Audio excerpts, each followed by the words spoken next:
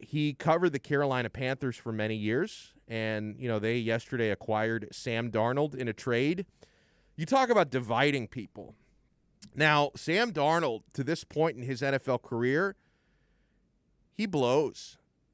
But does he blow because he was playing for Adam Gase? I think that's a big question, because a number of people have been speculating that, hey, you take Darnold, and he would have been away from Gase anyway because Gase got canned. But, you take Darnold away from Adam Gase and you put Darnold in better coaching in Carolina, new environment. Can he really thrive? Can he become sort of the next Ryan Tannehill? Because there's no question Ryan Tannehill has been better in Tennessee than he was in Miami under Adam Gase. Can Sam Darnold become another version of Ryan Tannehill, as Big O would call him? And Antoine also, he covered Carolina for many years. He also covered the Miami Dolphins for years. But now he covers the Florida State Seminoles for the Tallahassee Democrat. And so I want to ask Antoine about Florida State football's newest defensive analyst, because they hired Randy Shannon. And Antoine, he covers Florida State. He covered Miami in a past life, and he's a Gator fan. So every team he's covered or supports has had Randy Shannon working for them and or playing for them. So I want to get him to weigh in on that as well. In the 5 p.m. hour, going to bring on a member of the Onside Radio family. You hear him on Kai's Corner every day from 10 to noon. I wanted to talk some soccer with our guy Kai Chen Chisholm. We're going to bring him on at 5:20. We're going to talk about the Champions League results from today. You got a couple of games in progress, and his Bayern Munich play PSG tomorrow. And I want to give Kai a chance to air his grievance against the snobby Premier League fanboys who act like the Premier League is the only soccer league that matters. We had a Premier League fanboy on, our friend Austin Robillard, yesterday. We will allow Kai Chen Chisholm to make a counterpoint against the Premier League today. National championship game last night. Congratulations to Baylor. Dude, I was really impressed. A little bitter as a Gonzaga better, but I was so impressed with Baylor. Gonzaga, you think about what was at stake for them last night and the season that they've had. Gonzaga were about to complete the first perfect season in 45 years in college basketball. The last time a team went undefeated all the way through the NCAA tournament was in 1976. Gonzaga was about to put their name in the history books with that, yet Baylor slams the door shut last night. It was the perfect storm for them to start the game. I mean, Jalen Suggs for Gonzaga picked up a couple of quick fouls, so he was off the court, and Baylor was shooting lights out, man. They hit their first 5 3-point shots in the game. They built a gigantic early lead, and credit to them because they never looked back. I mean, all game, Baylor had a big lead for the entire game, and all game you're sitting back and you're thinking, okay, when's the Gonzaga run going to happen? Because you knew any second this run is going to start. Like, we've seen Gonzaga beat everybody. They're way too good not to put like a 14-2 run together at some point. And it never happened. Gonzaga, they shot 51% in the game, but they shot themselves in the foot too many times with 14 turnovers. And Baylor, the second chance opportunities for them, 16 offensive boards, 16 second chance points in the game. And I talked about Baylor hitting their first 5 threes in the game. They ended up shooting 44% from three-pointers. And as far as the 5 guys on the floor, they won every single individual matchup in the game. It was incredible. The greater point here, I think, what my takeaway is from this, and, well, first of all, I'm happy we could have an NCAA tournament and a full NCAA tournament. After not having one last year, it makes you appreciate it even more. And I'm a South Floridian. Which means I don't watch college basketball for the entire season. I do watch the Miami Hurricanes, but, I don't really get invested in the rest of the field until tournament time comes around. So I'm one of those. I'm one of those who jumps on the bandwagon right in time for March Madness, but that doesn't take away anything from my enjoyment for the NCAA tournament. I love it. It's a great time of year. It's an exciting time of year. So I'm really happy that it was back this year. But that game last night in what Baylor did to Gonzaga, that's a reminder, guys, of how hard it is in sports to be perfect. I mean, you remember the 2007 New England Patriots. You know, there's no question the 2007 Patriots were the best team in the NFL that year. They won their first 18 games, most of those in blowouts, but they couldn't cross the finish line. You know, the Giants had a virtuoso defensive line performance and a miraculous catch by David Tyree, and the Patriots lost the game that mattered most after 18-0 out of the gates, okay? If you played that game, that Super Bowl, between the Pats and the Giants 10 times, New England probably wins 9 of those. Yet still, they couldn't cross the finish line. And, you know, you saw what Gonzaga did this year. It's still a historic season. It's still incredible what they did through the regular season, through the conference tournament, you know, right up until the final game in the NCAA tournament.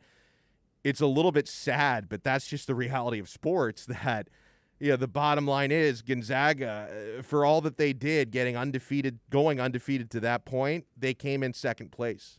They're not going to be in the history books as an NCAA champion. People are going to forget just how good they were right up until they met the Baylor Bears and had the door slam shut in their face. And so, you know, it's hard enough to be great, but it's nearly impossible to be perfect.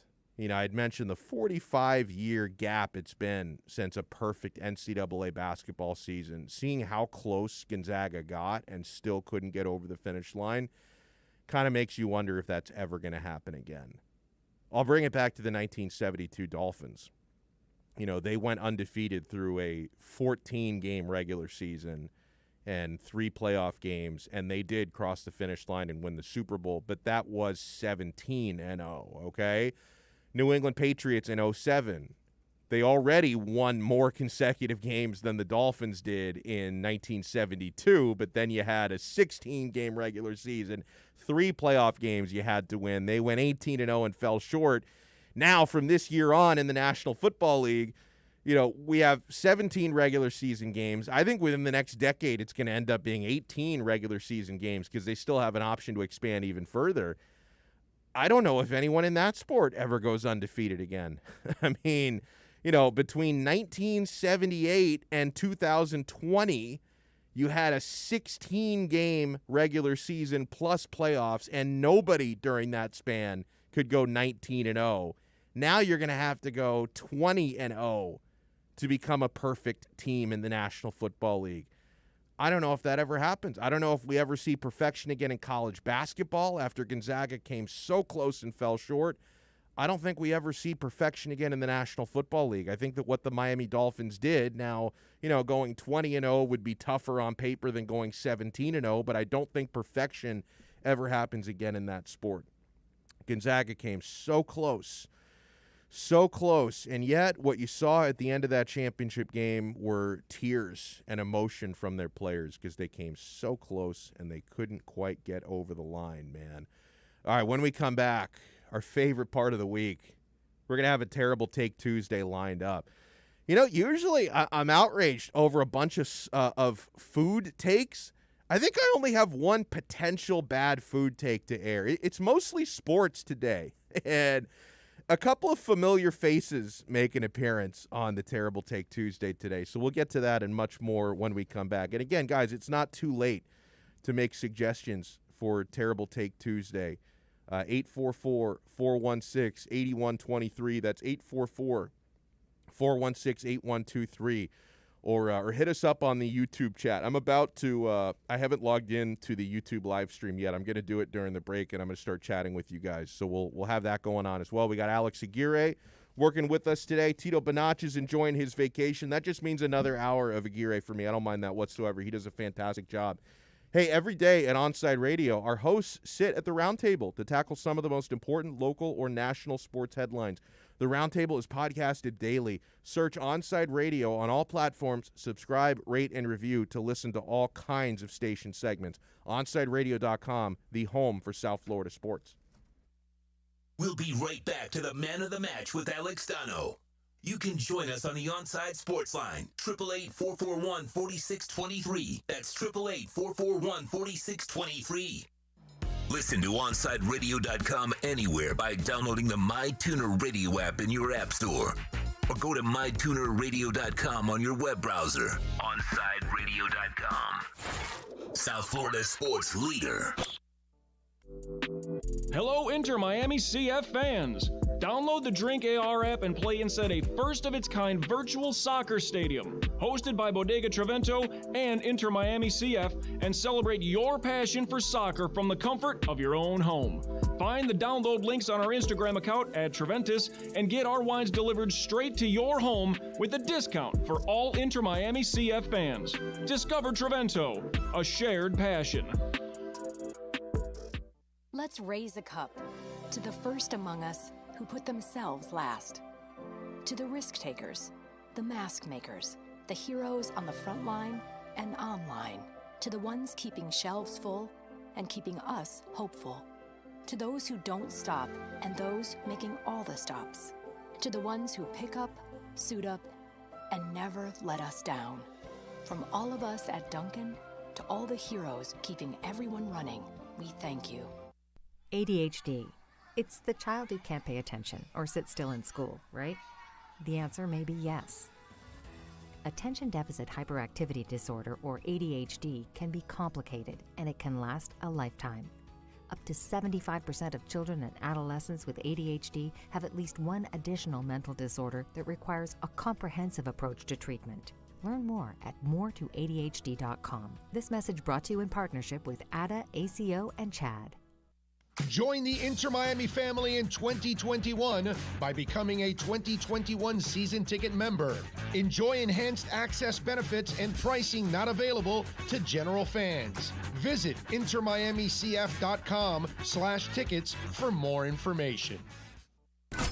You're listening to OnsideRadio.com. Catch up anytime by downloading the MyTuner Radio app. OnsideRadio.com, South Florida's true hometown station. With Make-A-Wish, the impossible becomes possible. A girl battling cancer can become a race car driver battling the course. The boy showing all the nurses his fire trucks can take the helm of a real one. Wishes can give kids with critical illnesses the strength to keep fighting, get better, and grow up. Where there's a wish, there's a way. Wishes need you. Visit Make-A-Wish at wish.org. Welcome back to the Man of the Match with Alex Donno. You can reach out anytime on the Onside Sports Line, 888-441-4623. That's 888-441-4623.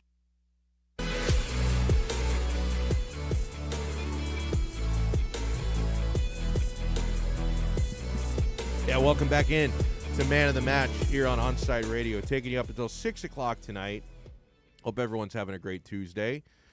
I'm starting to get frustrated here before we get into Terrible Take Tuesday.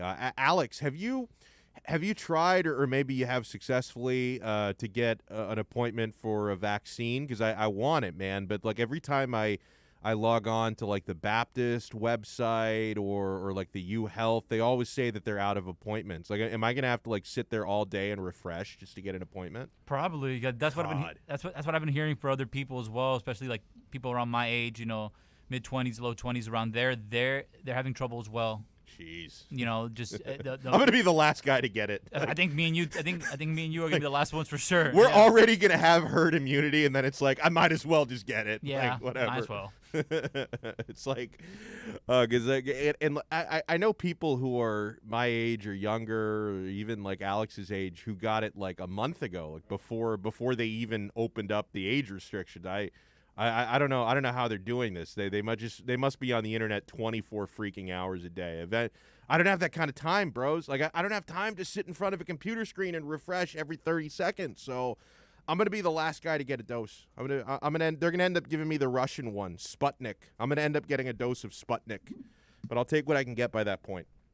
All right, friends. Oh, do we have the Terrible Take Tuesday? Oh, we do. Alex is on the ball. I love it because usually in the 3 o'clock hour, it's Tito working with me from 3 to 4. Then Alex takes over at 4. But this dude is on the ball. All right, my friends, my favorite day of the week is Tuesday. It's time to gather around for another episode of Terrible Take Tuesday. There's always one idiot with a platform. How stupid are you? You're a moron! Anybody can say anything these days. This is Terrible Take Tuesday. Hey, pal. You just blowing from Stupid Town? You know, Gonzaga may have lost in the final, but their victory in the semifinal, in the Final Four against UCLA in overtime, was absolutely epic, okay? And they win it on a buzzer beater from Jalen Suggs. And it was an incredible game and an incredible finish. And I know it was incredibly disappointing for people who, you know, whether it be for bracket reasons or just for reasons of wanting to see an upset, wanted to see UCLA put it off. It was an incredible game and an incredible finish. And yet, Skip Bayless, he might be the king of Terrible Take Tuesday. I don't know if anyone's made more appearances than Skip Bayless. It's like Skip Bayless, Mike Greenberg, Colin Cowherd, like these guys are the kings, the holy trinity of Terrible Take Tuesday. So Skip Bayless tweeted out after that game, no idea how you can call that an all-time great college basketball game when it was won by a lucky shot.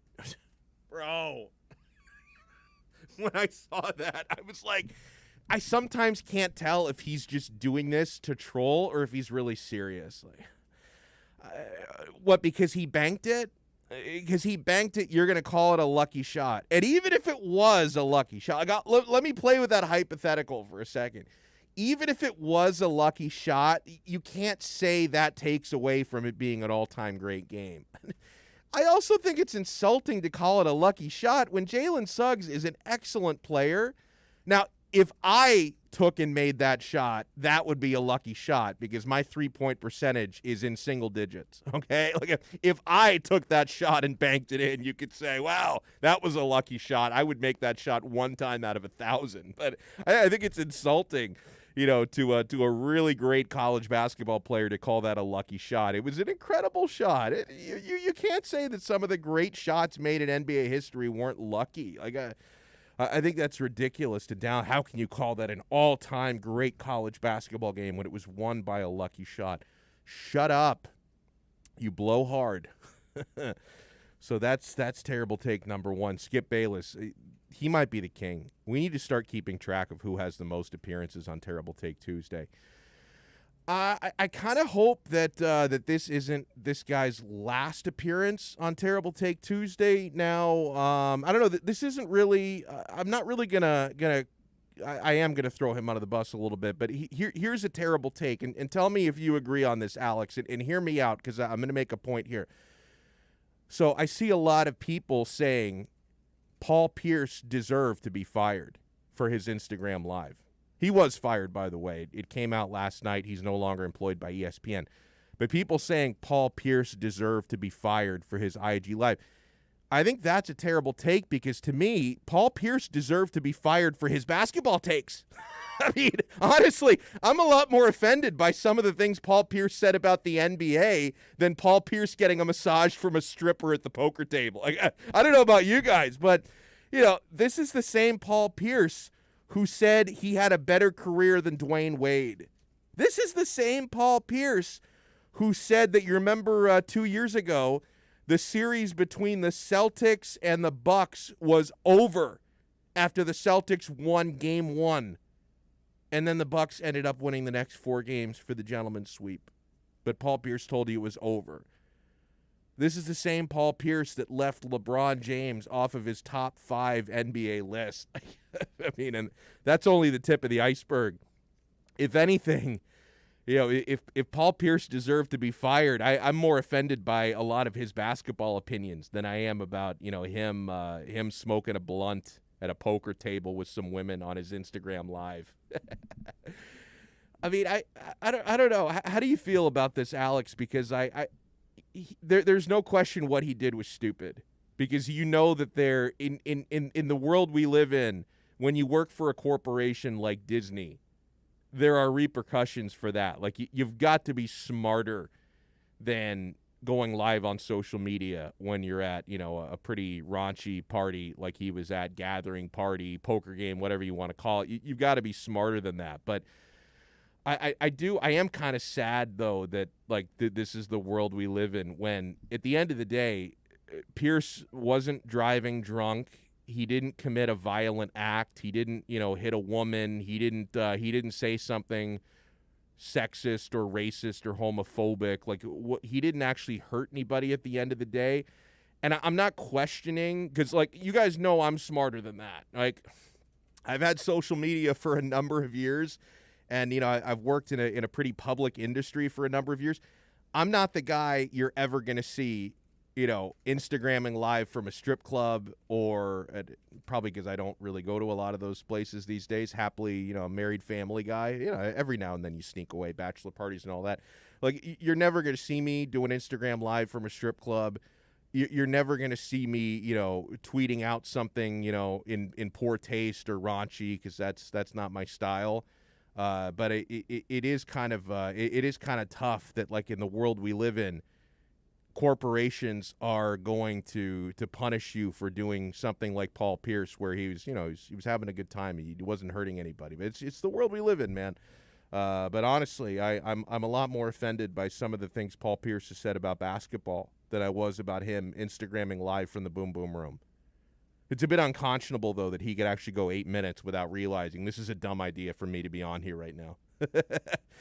I'm going to throw out a final entry for Terrible Take Tuesday. The only thing is, I'm not even sure if this is a terrible take. I went into this, so we're going to play the audio for you. We may cut it. It's probably a longer soundbite than it needs to be. So if it gets to the point where it's droning on, Alex, I'll just let you know where you can cut it off. But we mentioned part of the holy trinity of Terrible Take Tuesday. One of the guys who's appeared on this segment a ton is Colin Cowherd from Fox Sports. He has these wacky analogies, these weird comparisons that he makes. He made one about Mac Jones. At first, when I was listening to it and reading the comments, I thought, wow, I cannot wait to put Colin Cowherd back on Terrible Take Tuesday. But honestly, I think that this may be a decent take. You guys be the judge. Is this a terrible take or is this an incredible take? So I saw a story this morning by an NFL scout that said Mac Jones, Alabama quarterback, not worth a first-round pick. And it reminds me of the phone, because we used to buy the BlackBerry because it's what the standard was. And the standard for quarterbacks similarly was the same. He's got a huge arm, but he's not that smart or athletic. All right, there's your BlackBerry. Well, he is athletic, but he doesn't have a ton of leadership skills. All right, I'll draft him first round. Well, he's a leader, but he can't move. He is a statue. That was the old standard. But then I watched Patrick Mahomes and Justin Herbert and Trevor Lawrence and Josh Allen. They're the iPhone. I'm not drafting a guy first round who is immobile. You cannot keep up in the NFL if Mac Jones, who has no second reaction skills, I'm reading what the scout said about him, does not have a great A-arm or athleticism, lacks speed, quickness, and running ability to create plays. You can cut it off there. He will be confined to a pocket passer. So actually, that was the anti-terrible take. I wanted to give Cowherd some credit, because him comparing Mac Jones to a BlackBerry, it works. What do you think, Alex? Because when I watch Mac Jones and when I study his attributes, was a fine college player, did incredibly well within the confines of Alabama's offense, but he does not have the tools to be a top 5 pick. I think comparing him to a BlackBerry phone is perfect. It's right on point. I totally forgot about BlackBerries. I totally forgot they existed. Did you ever have it? You might have been too young. Oh, you did have one. I had one in high school a long time ago, Nice. But I don't know anyone with a BlackBerry still. So I do understand the comparisons, but it's I don't know if it's a terrible take or a good take. I think it's a good take. Yeah. Because it's just weird having a good take coming out of Cowherd's mouth. It's just strange. Dude, I remember when iPhones first came out, BlackBerries were, I don't even know if you could technically call it a smartphone, but that was, it was internet enabled. Like that was what we had as smartphones at that point. And BlackBerry was like the most popular phone, not only for like business people, but also for regular people. Because I had a BlackBerry. I mean, I was a radio producer at the time, but I had a BlackBerry because that was the cool thing to do. And when iPhones came, I jumped to iPhone. I go, oh, this is the greatest thing ever, because the screen was better. You could watch YouTube videos on it, which was unheard of at the time. You couldn't watch YouTube videos on a BlackBerry. I sprinted to the iPhone when the iPhone came out. But I remember when iPhones first came out, and this was before Androids. When iPhones first came out, there was this whole like counterculture movement where the BlackBerry fanboys, the stands for BlackBerry, were like, oh, you're not a serious person if you have an iPhone. An iPhone is a toy. BlackBerries are for the real professionals. This is the best way to get your email. The iPhone's a fad. They're not going to last. BlackBerry forever. Like 3 years later, nobody had a BlackBerry. I mean, BlackBerries were wiped off the face of the earth. Oh, man. Hey, coming up next, we're going to talk some Canes, and we're going to talk some recruiting. We always love a visit with the great one, Larry Bluestein. Our boy Blue will join us next here on Onside Radio. Hey, Heat and NBA fans, catch Ira Winderman here exclusively at OnsideRadio.com with our Acura Pembroke Pines Miami Heat reports. Catch Ira throughout the week at OnsideRadio.com and when news breaks. Basketball fans know Onside Radio is the place you get the insight you need. We'll be right back to the man of the match with Alex Donno. You can join us on the Onside Sports Line, 888-441-4623. That's 888-441-4623. Onside Radio, the only choice for the South Florida sports fan.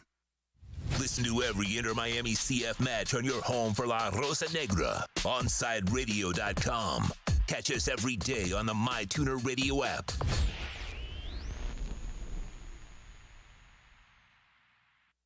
If you missed Onside Zone with Big O, you missed. Wasn't there another boy band like 98 Degrees or 99 American degrees? pop and R&B vocal group consisting of 4 vocalists. It is Jeff Timmons, brothers Nick and Drew Lachey, and Justin. Yeah, Nick Lachey, that's right. Nick Lachey. So it was 98 Degrees, right? There you go. How about that? Did you know I was the boy band expert, by the way? Onside Zone with the Big O from 12 noon to 3 p.m. every weekday on OnsideRadio.com. Join the Inter-Miami family in 2021 by becoming a 2021 season ticket member. Enjoy enhanced access benefits and pricing not available to general fans. Visit intermiamicf.com/tickets for more information. Parents, we know we can't protect our kids from everything. Eventually, they're going to bump their heads or scrape their knees. But we can protect them from 6 types of cancer. HPV, or human papillomavirus, is a common, preventable virus that can cause cancer later in life. The HPV vaccine prevents human papillomavirus and all the cancers it can cause. The American Cancer Society recommends getting your sons and daughters the HPV vaccine starting at age 9 to protect them later in life. He has an overbite that makes him look like a cartoon character, a slightly crooked eye, and an uncommonly wrinkly neck. In the right light, he can look a little like a garden gnome, and he'll wear a bow tie just because. Sure, you might call him a little quirky, but that's exactly what makes him so perfect. Tuna is a 3-year-old Chihuahua Dachshund mix with more than 700,000 followers on Instagram, and it all started because he was adopted. You can't buy a best friend like Tuna, but you can adopt one. Help us save them all at bestfriends.org. Keeping you informed in the world of sports.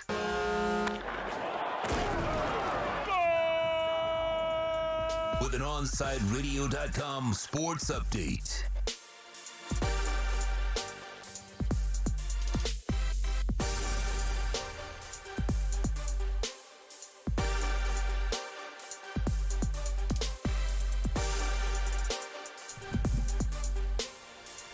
Congratulations to the Baylor Bears. They are the NCAA men's basketball national champions after an 86-70 win over Gonzaga. This is the school's first men's basketball national title. It's a busy night in South Florida sports as the Miami Marlins lost Game 1 of the series against the St. Louis Cardinals 4-1. They're back in action tonight at 6:40 with Sandy Alcantara on the mound for your Fish.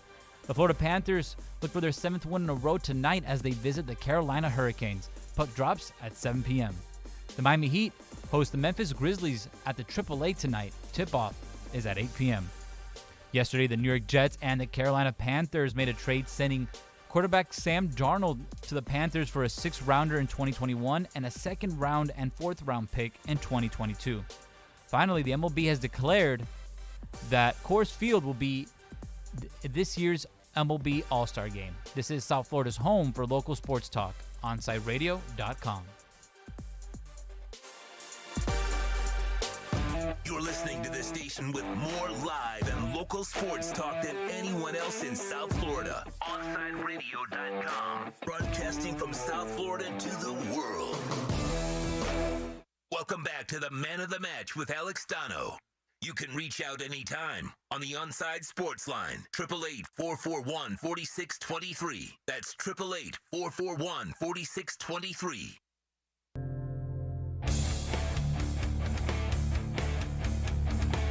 Nobody in the area, perhaps any area, covers recruiting better than our next guest.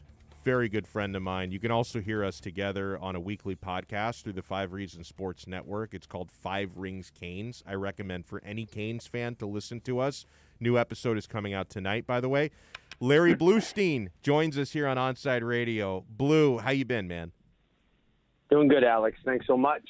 Busy time of year in every aspect. Maybe not so much college basketball any longer, but everything else is cooking away.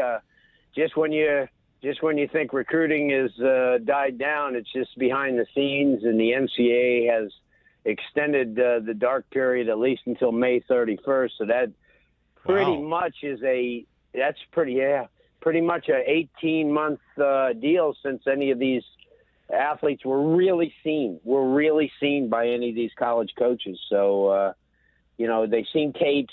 Obviously, I'm sure there's ways around these things. But legally, let's say that they haven't been able to see them, or they haven't seen them since, in some parts, maybe January of all the way back to last year and 2020. So it put the class of 22 in a tough situation where – because they didn't get really any exposure last year because the spring was canceled. And then this year, they're going to have a spring, but there's not going to be any college coaches on hand. And I know they could film daily things and send them away, but it's not the same. You always like to eyeball the kid.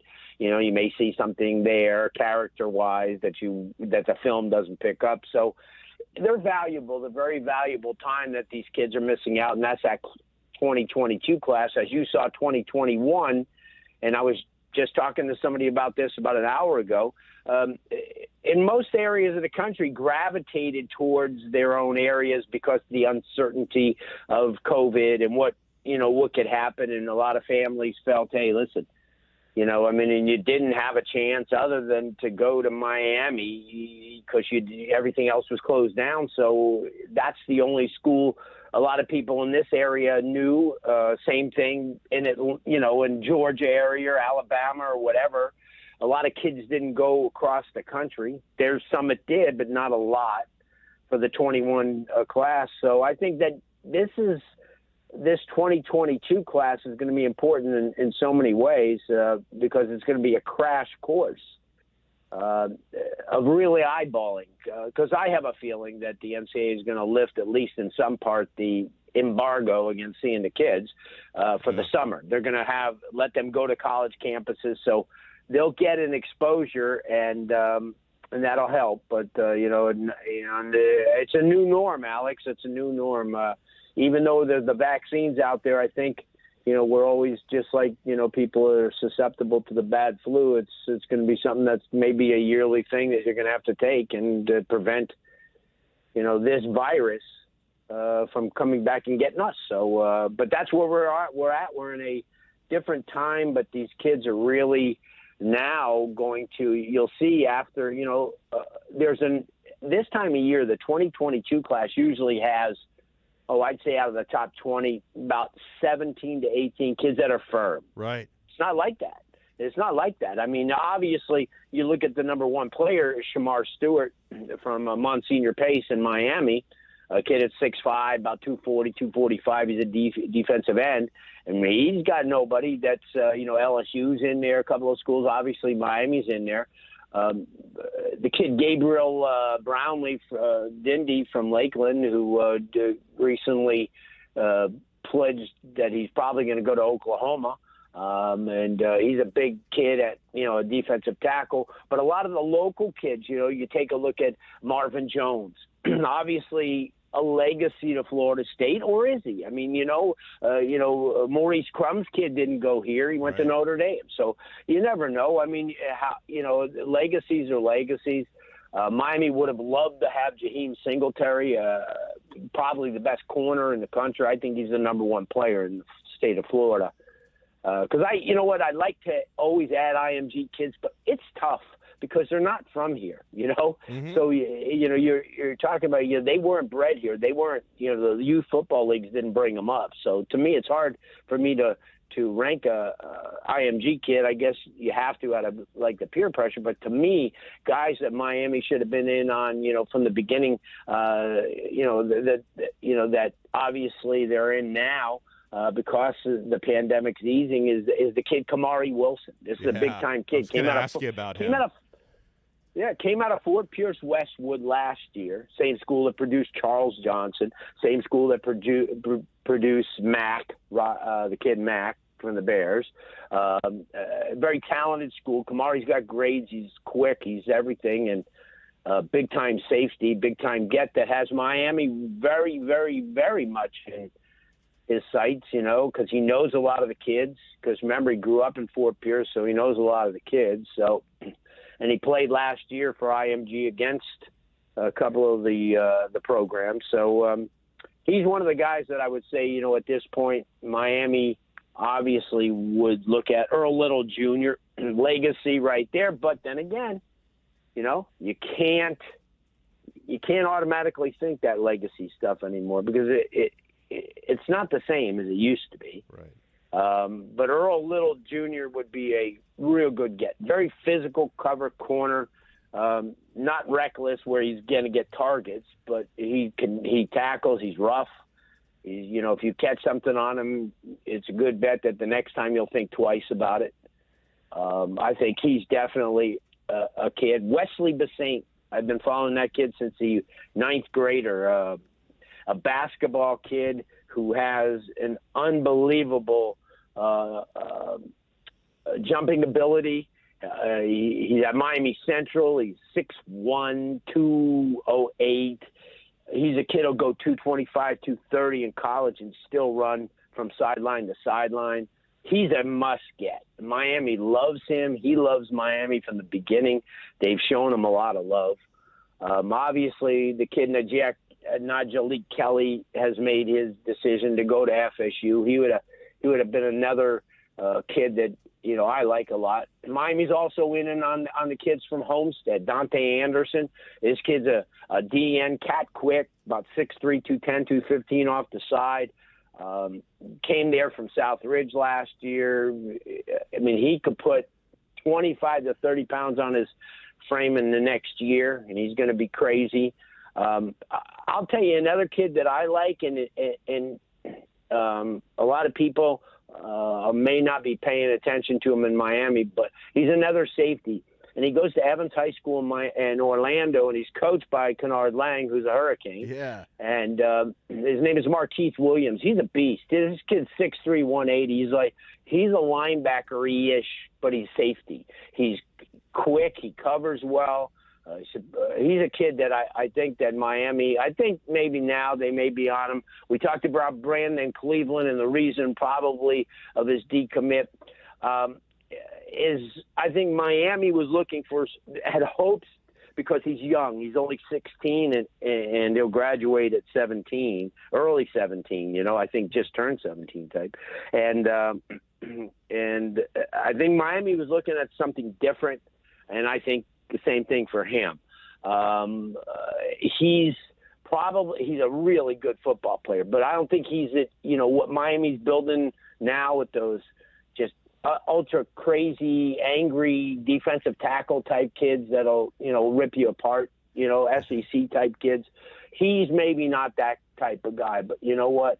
It doesn't really matter. He's, you move on. Jacoby Spells is another kid, versatile guy out of American Heritage Plantation. He's a corner, but he played wide receiver. He reminds me of the kid that went to the NFL.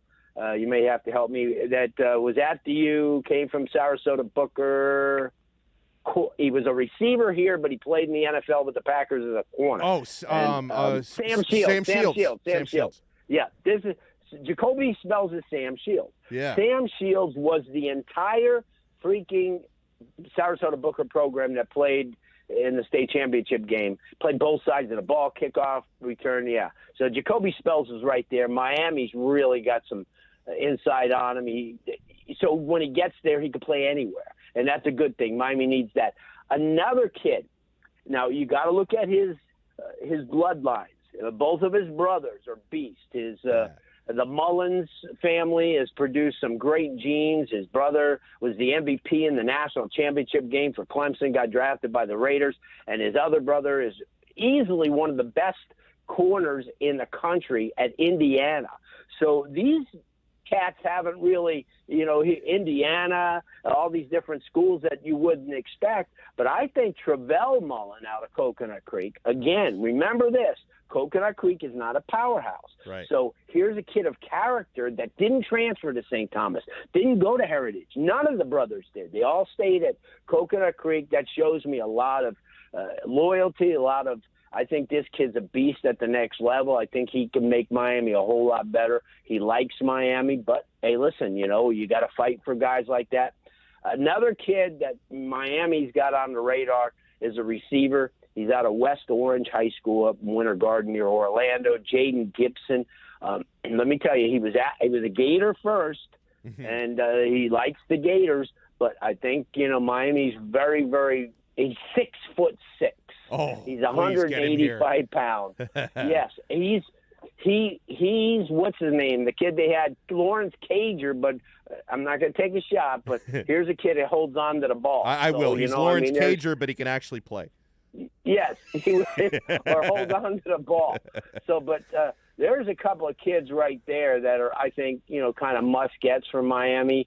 We could go. You could go down to the 70s, 80s, 90s in the list of top teams in the, top players in the state, and then you'll get that type of player who, has a lot of proving. Why get a kid? Miami deserves to get kids that don't have to be projects. Right. Miami needs to start getting, those kids that I mentioned. Basically every kid that I mentioned, must-gets kids like Basaint and Little and guys like that. I mean, there's no doubt, Alex. I mean, that if you're going to be the guy, then you've got to get these type of kids. And if you just want to be that 8-9 win season, and I don't think Manny does, and I just generally don't think that everybody associated with the program does. So that's the thing. They got to. And Manny Diaz said to me on the radio show last night that this 21 class is important, but we got to stack that on top of another. Exactly. And on top of another. Well, and I wanted to ask you on that note, Blue. We're joined here by Larry Bluestein because you not only do you follow recruiting more than anybody listening, and that's not a slight to any of our listeners. It's just the truth, right? And Blue certainly studies this stuff more than I do. And you also you study the recruiting classes of all the major programs, so you know how to compare and contrast better than the rest of us do. So I wanted to ask you how many. When Diaz talks about needing to stack these recruiting classes, realistically, how many stacked recruiting classes away, like how many years away is Miami from being able to build the sort of depth that a Clemson offers? Okay, here's where you are right now. You're at kind of the bottom of that, you're in that hole, but they can see you. Okay? You just got a good class in, which kind of raised you up a little bit, but you're still in that life preserver down in that hole. And what happens is you need more dirt so you can come back up a little bit more.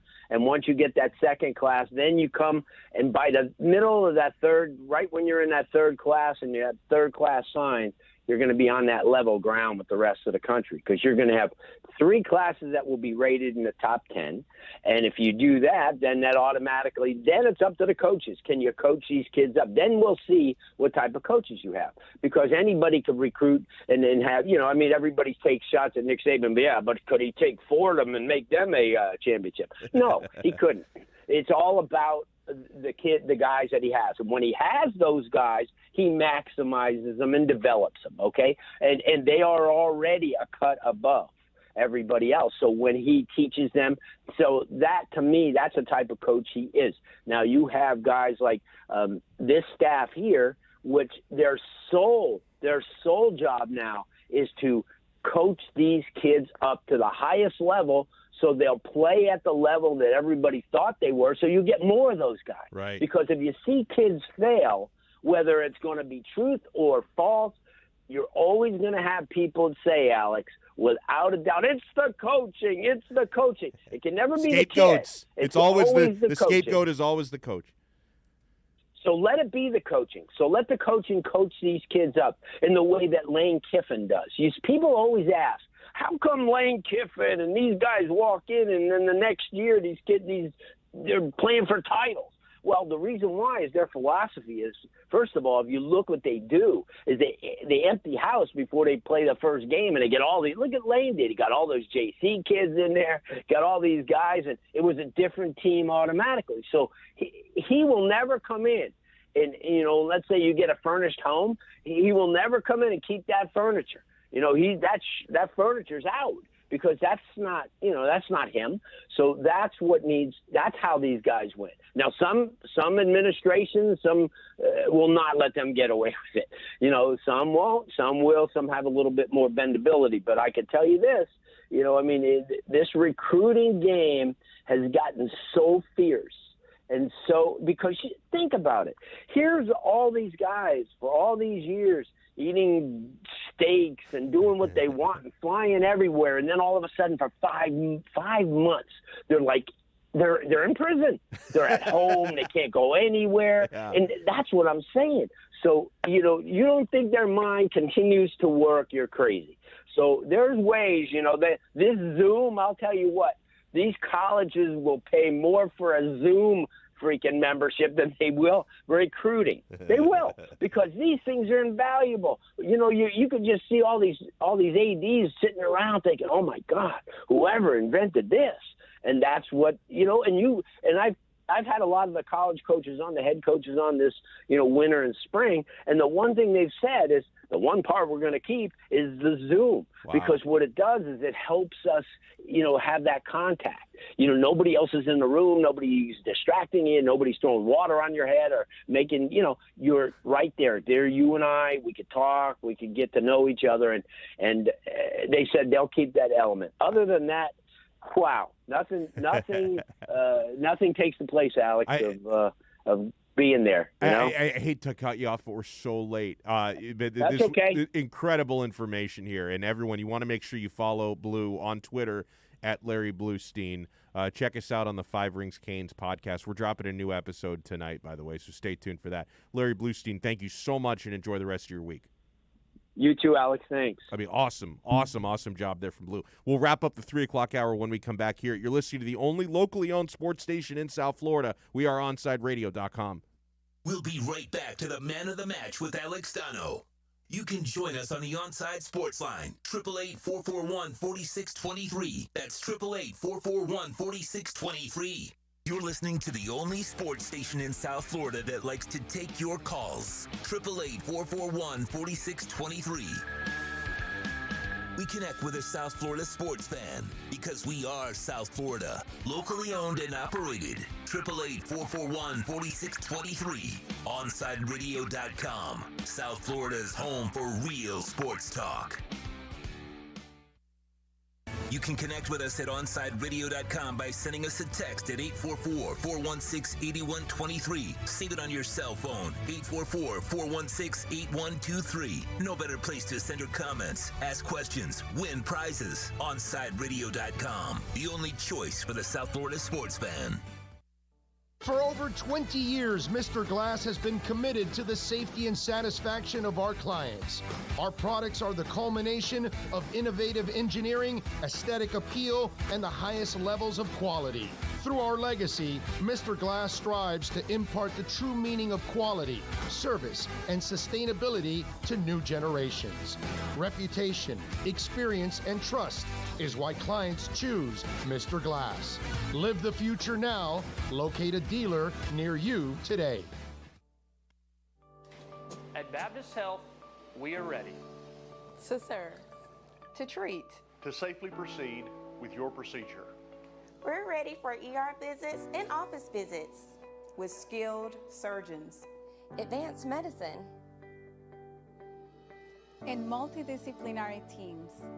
We're ready for new arrivals and new recoveries. We are ready. We're ready to diagnose, treat, and manage anything that comes our way with exceptional care and comfort.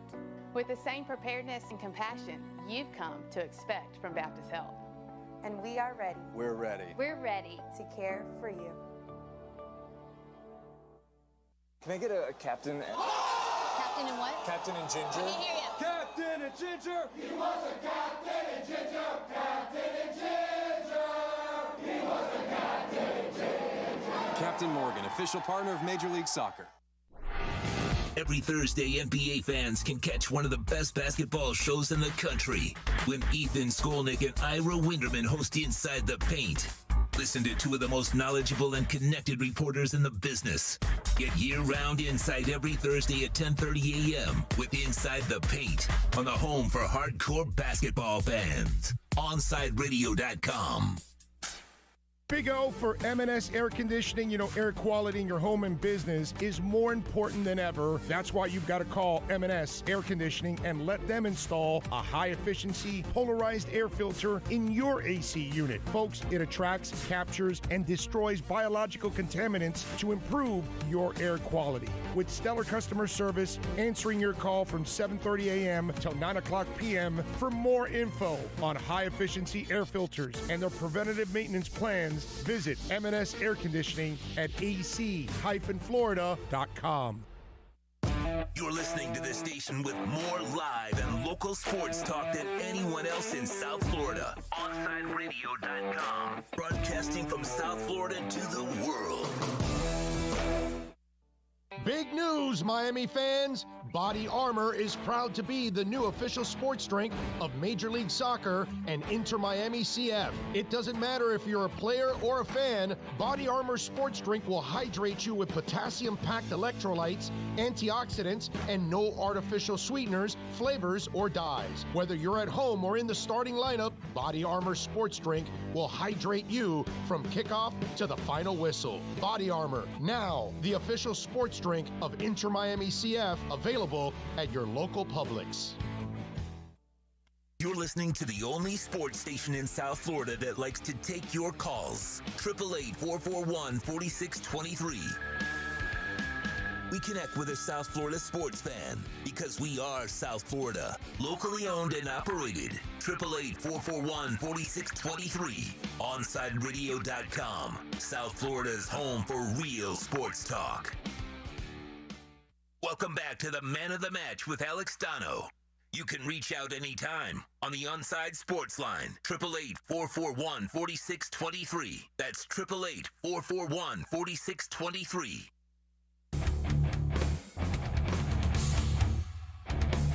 Went a little long with Larry Bluestein, so we'll be brief here in closing out the 3 o'clock hour, although I think it's technically 4 o'clock. I don't know, like, whenever I see people talking about energy drinks, I'm always puzzled. Like, how do you drink energy drinks when coffee exists? Like, coffee is so delicious. Every energy drink I've tried, they all taste like ass. Like, you know, Red Bull, Monster. Ugh. Like, I saw Marsh and some other people were tweeting about The Rock, and I love The Rock, Dwayne Johnson. Don't get me wrong, fantastic dude. I'm pretty sure financially he'll be all right if I don't buy his energy drink. I do. Coffee is so delicious. Like, I love so many different coffees. Get me some Ethiopian beans. Get me a Cuban colada, an Italian espresso. I can drink coffee black. I can drink coffee with sugar. I just love coffee. I don't understand why any energy drink company can stay in business when they all taste terrible, in my opinion. 4 o'clock hour coming up here on Onside Radio.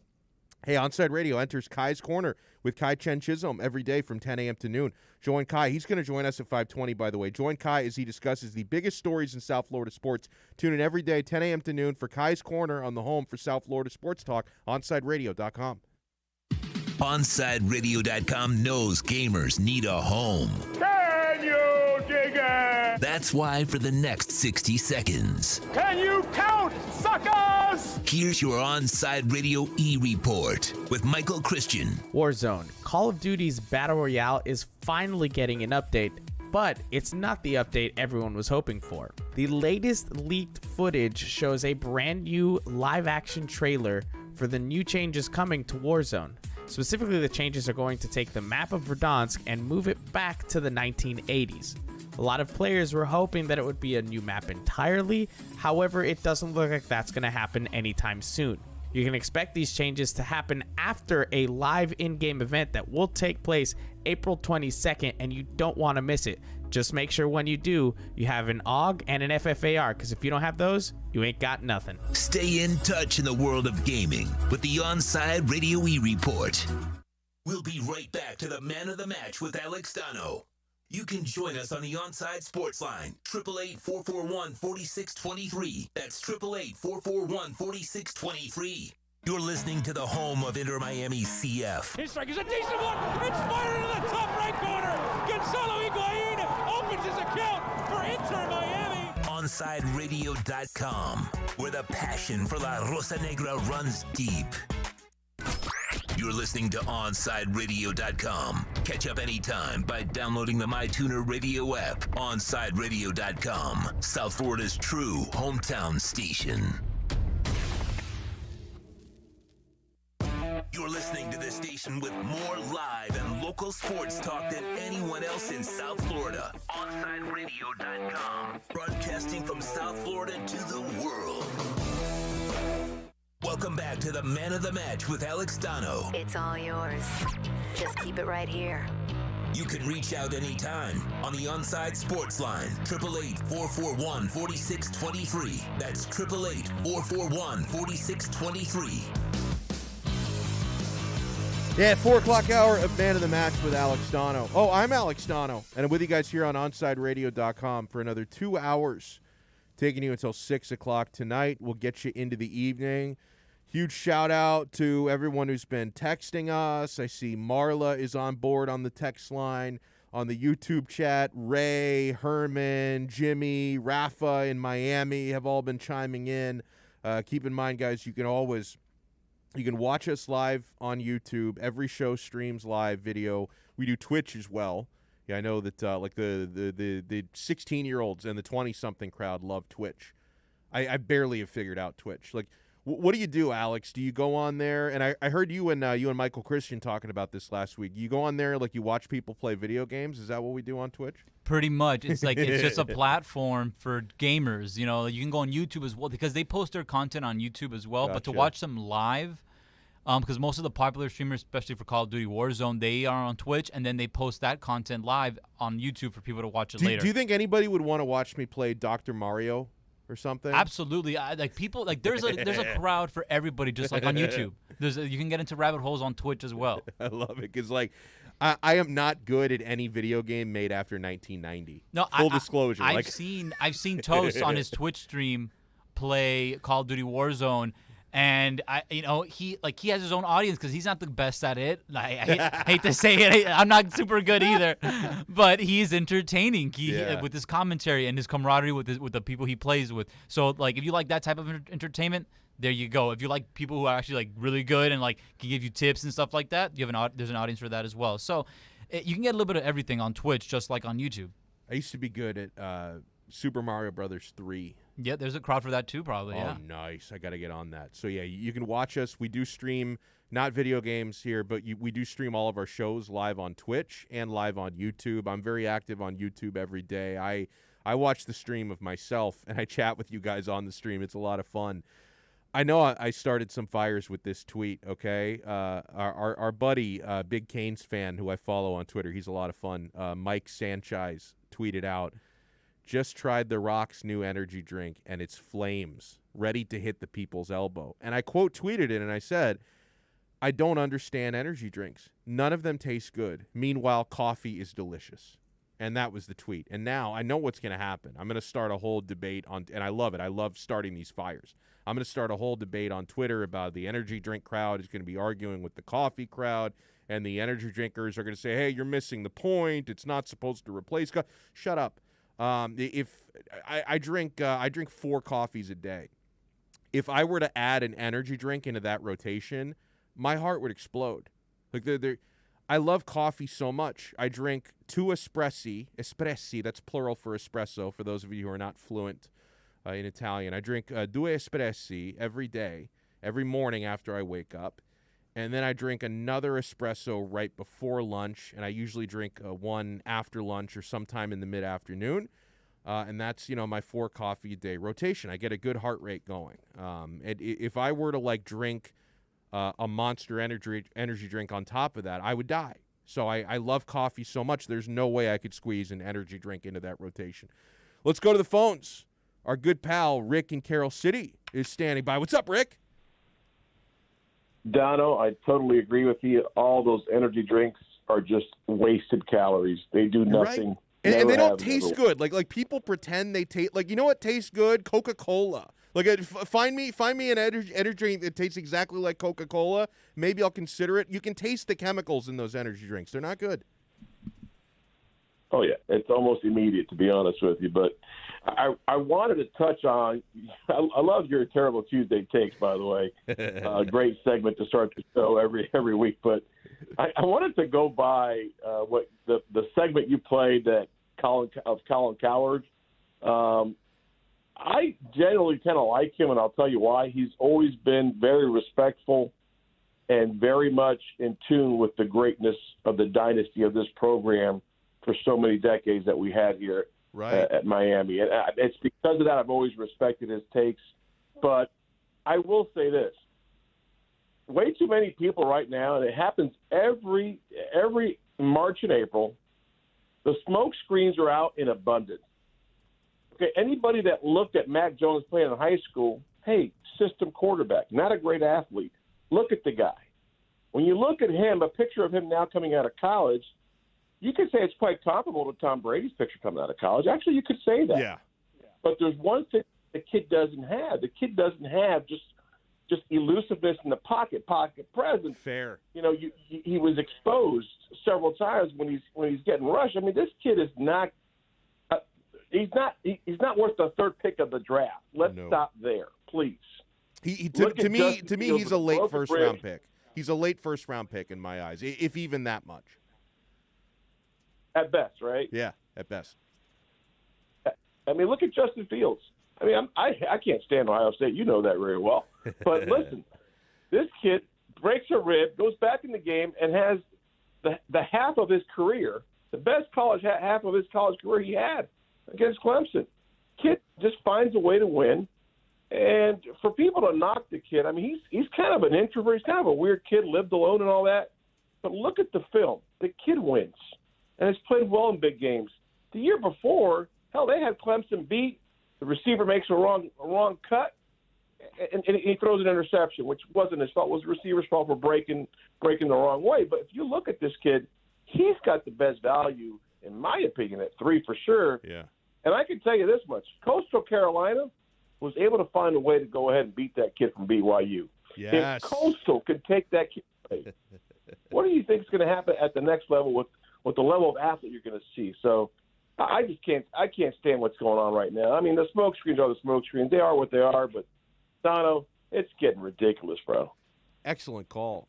You know what? I almost feel bad. Like, you shouldn't have had this good of a call on Terrible Take Tuesday because there were no terrible takes in there. That was great. Always a pleasure, brother. Be well. Take care, my friend. Thanks, man. You too. Good stuff there from Rick in Carroll City. he raises a good point about Zach Wilson losing to Coastal Carolina. Admittedly, I didn't watch nearly as much BYU as I watched Ohio State, so I can cape up for Justin Fields. I thought he had a tremendous season. I think he's going to be a tremendous quarterback.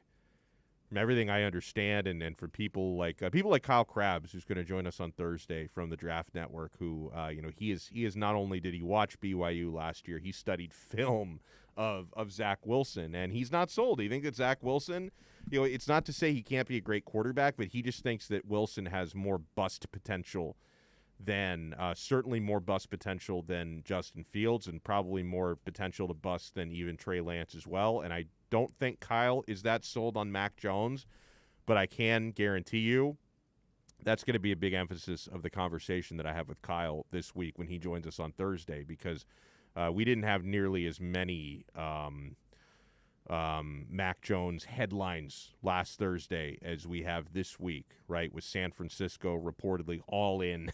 I mean, if you believe, I think it's a smokescreen. Again, I think it's bullshit. I think it's an absolute smokescreen that San Francisco moved up from number 12 to number 3 to get a guy who probably could have been there at number 12 anyway. Like, if you're moving up into the top 5, it better be for Justin Fields and maybe for Trey Lance, because I think Trey Lance, actually, if you're just going by characteristics, he might be the guy who fits Kyle Shanahan's offense the best. But I still think Fields is the better quarterback there, and I would take both of them in a heartbeat before I would take Mac Jones. And yeah, if you look at his physique and you see the shirtless photo of him after Alabama won the national championship, Mac is not much to look at physique-wise. You can compare it to how Tom Brady looked when he came out of college, but that's not really like you have to be clinically insane to say, well, you know what?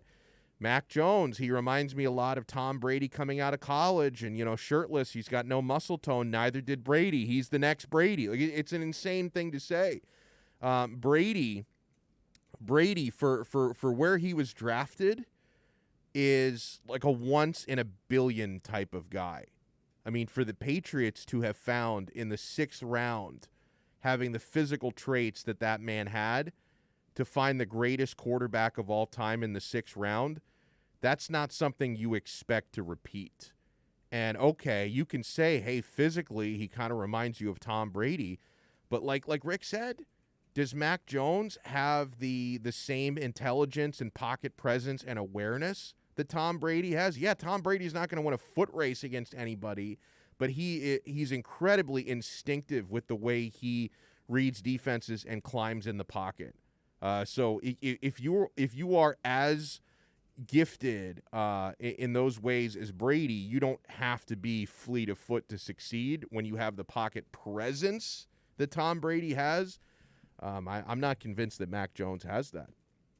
844-416-8123. That's 844-416-8123.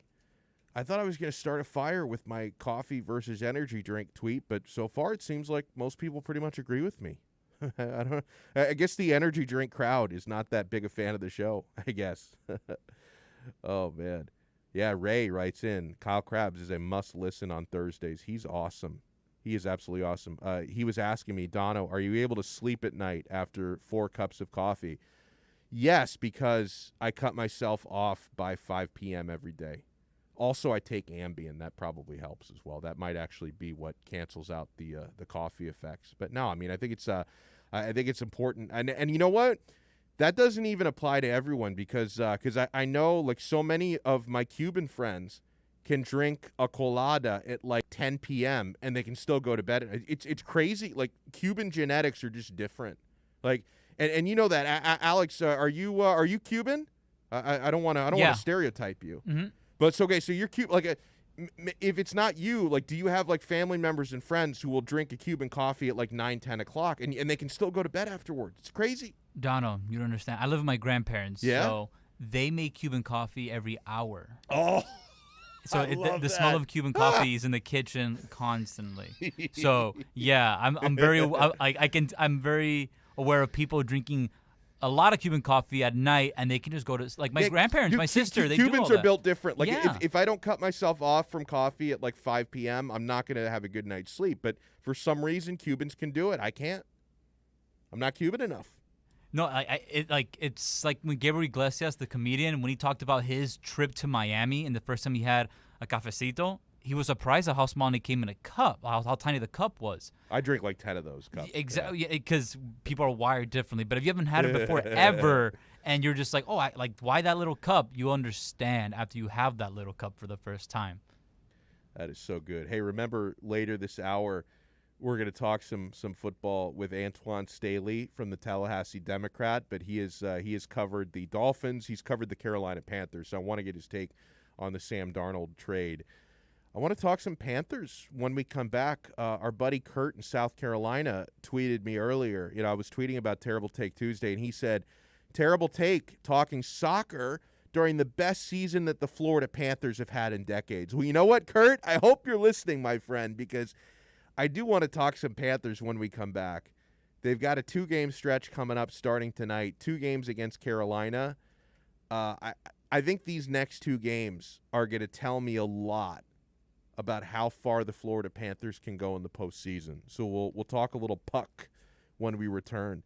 Hey, Sundays at 9 a.m., Juan Cardona dominates the airwaves with Juan on Juan. From sneakers to video games to your favorite South Florida sports team, tune in every Sunday to Juan on Juan, exclusively on the home for sports talk in South Florida, OnSideRadio.com. We'll be right back to the Man of the Match with Alex Donno. You can join us on the Onside Sports Line, 888-441-4623. That's 888-441-4623. You can connect with us at OnSideRadio.com by sending us a text at 844-416-8123. Save it on your cell phone, 844-416-8123. No better place to send your comments, ask questions, win prizes. OnSideRadio.com, the only choice for the South Florida sports fan. Get the brutal honesty every day with the Onside Zone with a Big O from 12 noon to 3 p.m. every weekday on your home for sports talk in South Florida. OnSideRadio.com. Hey Panthers fans, Dave Dwart here with some awesome news. Every Saturday, I'm going to bring you the latest on everything to do with the Florida Panthers with Chirping the Cats Radio. Saturday mornings from 10 to 11 a.m., we'll dive into the state of the team, recap games, and hear from past and present Panthers players, and plenty of other great hockey guests too. Got questions about the Panthers? Call or text the show and we'll break it down. Don't miss Chirping the Cats Radio, Saturday mornings from 10 to 11 a.m., only on OnSideRadio.com. He has an overbite that makes him look like a cartoon character, a slightly crooked eye, and an uncommonly wrinkly neck. In the right light, he can look a little like a garden gnome, and he'll wear a bow tie just because. Sure, you might call him a little quirky, but that's exactly what makes him so perfect. Tuna is a 3-year-old Chihuahua Dachshund mix with more than 700,000 followers on Instagram, and it all started because he was adopted. You can't buy a best friend like Tuna, but you can adopt one. Help us save them all at bestfriends.org. ADHD. It's the child who can't pay attention or sit still in school, right? The answer may be yes. Attention Deficit Hyperactivity Disorder, or ADHD, can be complicated and it can last a lifetime. Living with a condition can sometimes be a challenge. It may take years to accept a formal diagnosis, and it's not always easy to find the right treatment plan. Did you know that up to 75% of children and adolescents with ADHD have at least one additional mental health condition that also requires a comprehensive approach to treatment? ADHD guidelines were recently updated to reflect the need to screen for associated disorders. Be sure to talk with your child's doctor about proper screening and visit moretoadhd.com for additional information. That's moretoadhd.com. This message has been brought to you in partnership with ADA, ACO, and CHAD. Welcome back to the Man of the Match with Alex Donno. You can reach out anytime on the Onside Sports Line, 888-441-4623. That's 888-441-4623.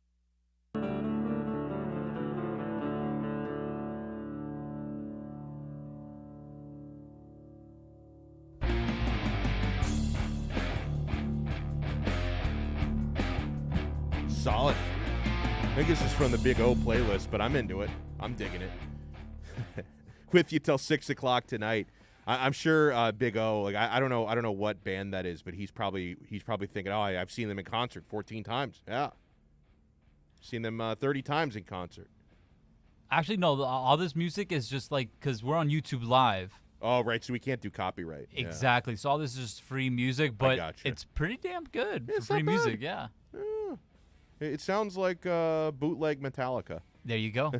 We just can't get flagged. That's why. No, I totally get that. Yeah. Yeah, a lot of people don't know that. Like, I guess, like, like you and I being from like the radio world and the content world, like we know a little bit about copyright claims, but I know like a lot of people who like have hobbies doing podcasts and stuff and YouTube videos, and they get flagged for copyright. Like I had no idea. Like I thought I could just play whatever song I wanted to and nothing was going to happen. Nope. It's a cruel world out there, my friends. I'm looking forward to some hockey tonight. I'm definitely prioritizing the Florida Panthers tonight. You've got the Heat taking on a shorthanded Grizzlies team at home. Don't get me wrong. I'm going to have both games on. I'm not a great multitasker, though. I find, and maybe some of you out there are just better at being sports fans than I am, but I find that if I'm trying to watch 2, 3, 4 games all at once, I end up not really enjoying or taking anything away from any of them. So my game plan for tonight is I'm going to focus on Panthers, Hurricanes, and, I'll be flipping during commercials and intermissions to check on the Heat. Maybe the Heat game ends later because it starts later, so then I'll catch the end of that. Hopefully it's either a close game or a Heat blowout victory and not a Memphis blowout, although if Memphis blows you out tonight, you got huge problems. What a surprise. No Justice Winslow tonight. God, this guy's going to end up playing like 20 games in his career for Memphis. I mean, just always hurt. No Justice tonight. You got to watch out for John Morant, but I think the Heat should win this game somewhat easily. Different story for the Panthers. This is really tough. For the Florida Panthers, they're playing their next 2 games tonight and Thursday on the road in Carolina, one of your chief rivals in the Central Division. Now, when it comes to just making the playoffs, I am very calm. The Florida Panthers are certain to be in, all but certain to be a playoff team. I'm not worried about that. I'm calm. And I know what hockey fans always say. It doesn't matter if you're the first seed or the last seed. Anything can happen in the playoffs. I would still like the Panthers to win the division. I would love to see that. I think that'd be very important for their confidence, and it gives you, a banner you can hang in the arena. I am now judging this Florida Panthers team. I am calm about making the playoffs they're going to be in. But I am now judging this team to decide whether or not they're elite. Are they good or are they elite? Are they good, great, or elite? We have to be measuring this team against the likes of Tampa Bay and Carolina, because Tampa, Carolina, and Florida are by far the best 3 teams in this Central Division. It's not even close. There's a huge gap from 3 on down.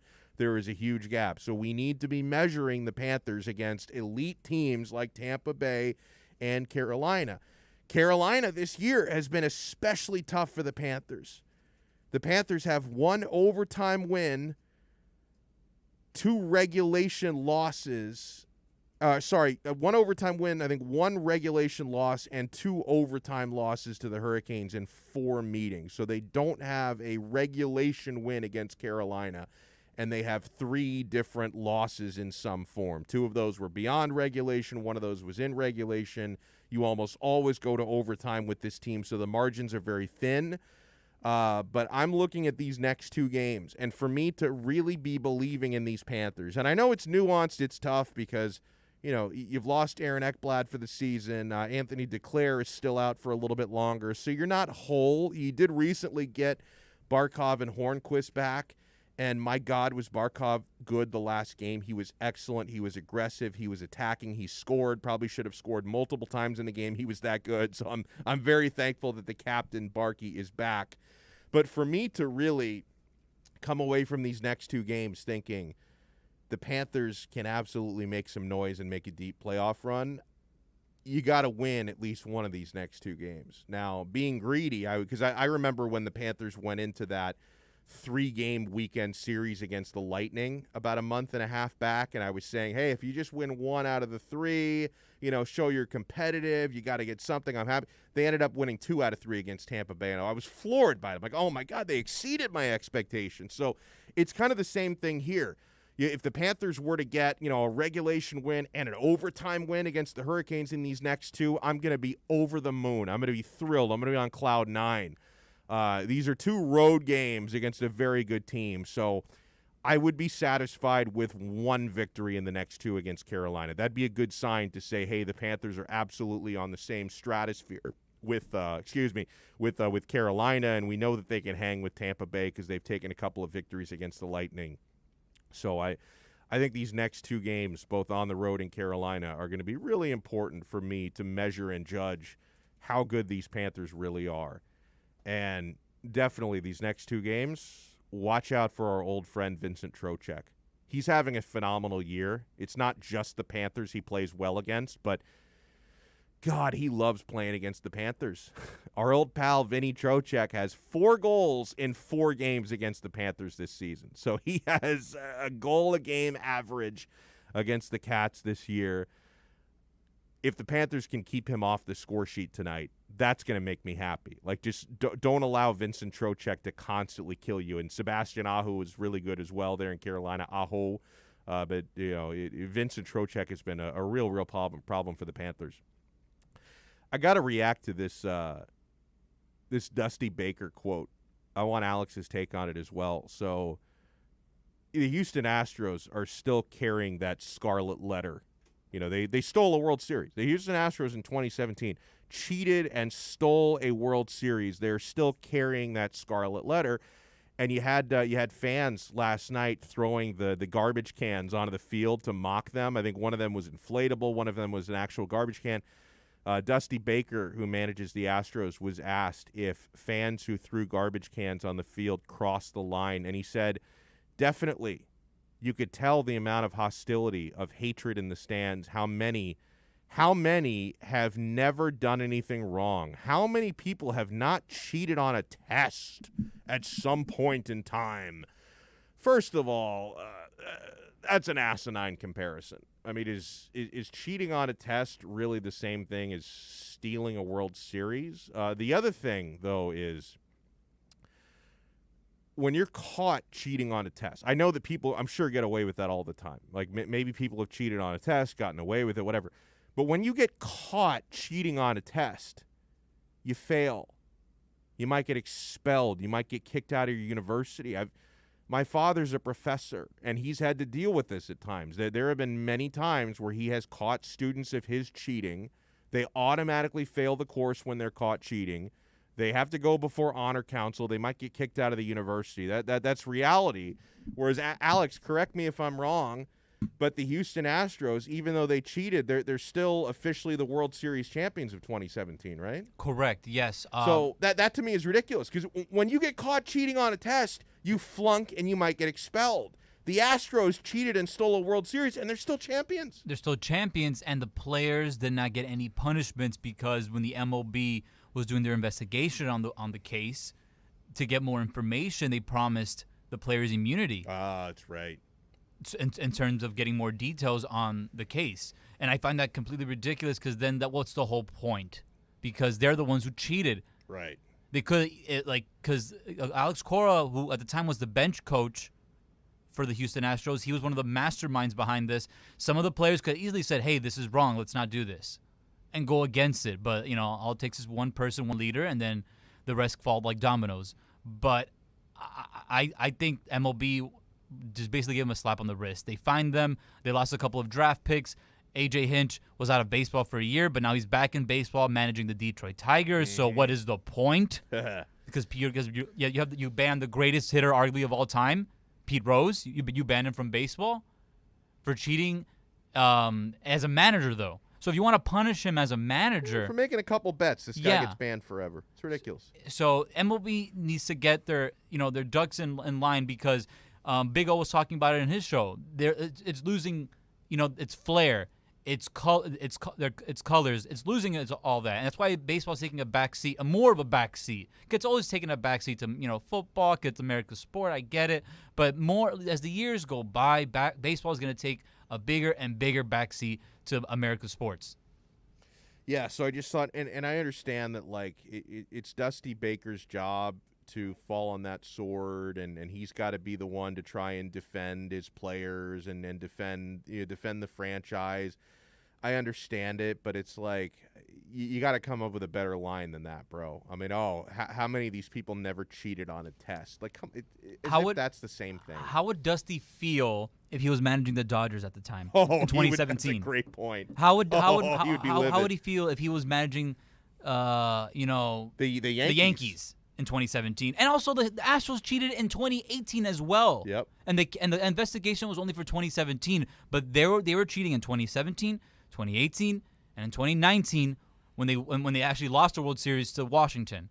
Like, miraculously, I don't know how Washington still won that when they were up against the odds of not only a great team, because they were a good team, the Astros. They were very talented. They didn't have to cheat to win a World Series. They probably would have lost against the Dodgers, but then again, the Dodgers are loaded. But they were an extremely talented team without the cheating. But when you look at the counting stats, the easy stats from 2016 to 2017, it's obvious now that there was something behind that because they weren't striking out. They were one of the worst strikeouts teams in the MLB, and then a year later they're in the top 5 in least strikeouts. That's a great point. So it's like they knew what was coming, you know. So I'm still not over the 2017 World Series, and I think the Astros deserve a bigger punishment, but now it's too little and too late, and we have to move on. Yeah, 3 years, 4 years now passed. Yeah, it's really too late. They should have done it a long time ago. Tony 2 times writes, Baker is an old man who's been in a sport where the players have used sketchy tactics to find a competitive advantage pretty much since the sport's inception. This does not surprise me, he says. That's a good note to end the segment on. We're going to talk some more football when we come back. Antoine Staley from the Tallahassee Democrat. He used to cover the Dolphins, so I've got some Dolphins questions for him. He used to cover the Carolina Panthers. He's from Carolina. I definitely have some Carolina questions for him. Does he think that now that Sam Darnold is free from Adam Gase prison, that Darnold is going to become a great quarterback in a new setting in Carolina? And I got to ask him, because he covers Florida State now, about Randy Shannon getting named Senior Defensive Analyst for the Florida State Seminoles. Antoine Staley's going to join us when we come back here on Onside Radio. Hey, Saturdays from 1 to 3 p.m., baseball fans can go deep into the count with Alex Aguirre and Christian Chase. Catch the show that talks Marlins and all the big stories in the major leagues. Every Saturday from 1 to 3 p.m., Seamheads have a new home. Listen to Deep Into the Count exclusively at OnsideRadio.com. We'll be right back to the Man of the Match with Alex Donno. You can join us on the Onside Sports Line, 888-441-4623. That's 888-441-4623. You can connect with us at OnsideRadio.com by sending us a text at 844-416-8123. Save it on your cell phone, 844-416-8123. No better place to send your comments, ask questions, win prizes. OnsideRadio.com, the only choice for the South Florida sports fan. There are those who dedicate themselves to a sense of honor, to a life of courage, and a commitment to something greater than themselves. They have always defended this nation and each other. They still do. The few, the proud, the Marines. Enter Miami CF, your official furniture and mattress store, is here.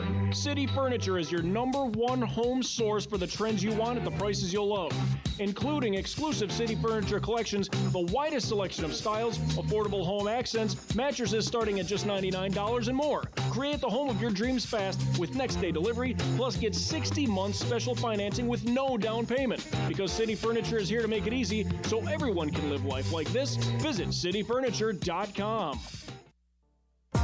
Hey everybody, it's Good Greek Moving and Storage, and for over 2 decades, they've been entrusted to handle all of your moving and storage needs. And now, Good Greek is the official mover of Inter Miami CF. And if Inter Miami trusts the Good Greek, you should too. For the best move ever, whether it's across town or across the country, go to GreekMoving.com. That's GreekMoving.com for Good Greek Moving and Storage, the official movers of your Inter Miami CF. Riddle me this. With all this sizzling meat and crunchy veggies nestled between toasty flatbread, who should get credit for Papa John's new papadilla? The person who invented pizza or the person who invented folding? Well, whoever it is, a tip of the tongue hat to you, sir or madam. Get a new Papadia, 4 flavors, just $6 each. Better ingredients, better pizza, better than a sandwich. Papa John's. My daughter Brinley is here at St. Jude. Coming here was literally life or death, and it was so scary. But St. Jude is fighting for one goal, like this one mission, life. And that gave us hope. We haven't received a single bill from St. Jude, so I really can just focus on what's best for Brinley. Finding cures, saving children. Learn more at stjude.org. Keeping you informed in the world of sports.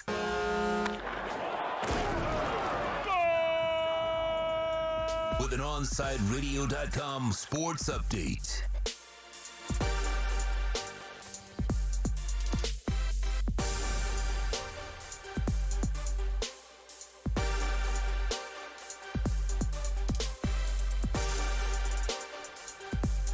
Congrats to the Baylor Bears. They're the NCAA men's basketball national champions after an 86-70 win over Gonzaga. It is the school's first men's basketball national title. It's a busy night for South Florida sports as the Miami Marlins lost Game 1 of their series against the Cardinals 4-1. They are back tonight at 6:40 with Sandy Alcantara on the mound for your Fish. The Florida Panthers look for their 7th win in a row tonight as they visit the Carolina Hurricanes. Puck drops at 7 p.m. And the Miami Heat host the Memphis Grizzlies tonight at the AAA. Tip-off is at 8 p.m. And yesterday, the New York Jets and the Carolina Panthers made a trade sending QB Sam Darnold to the Panthers for a 6th-rounder in 2021 and a 2nd-rounder and 4th-rounder in 2022. And finally, the MLB has declared that Coors Field in Denver will host this year's MLB All-Star Game. This is South Florida's home for local sports. This is OnSideRadio.com. Onside Radio, the only choice for the South Florida sports fan. Welcome back to the Man of the Match with Alex Donno. You can reach out anytime on the Onside Sports Line, 888-441-4623. That's 888-441-4623.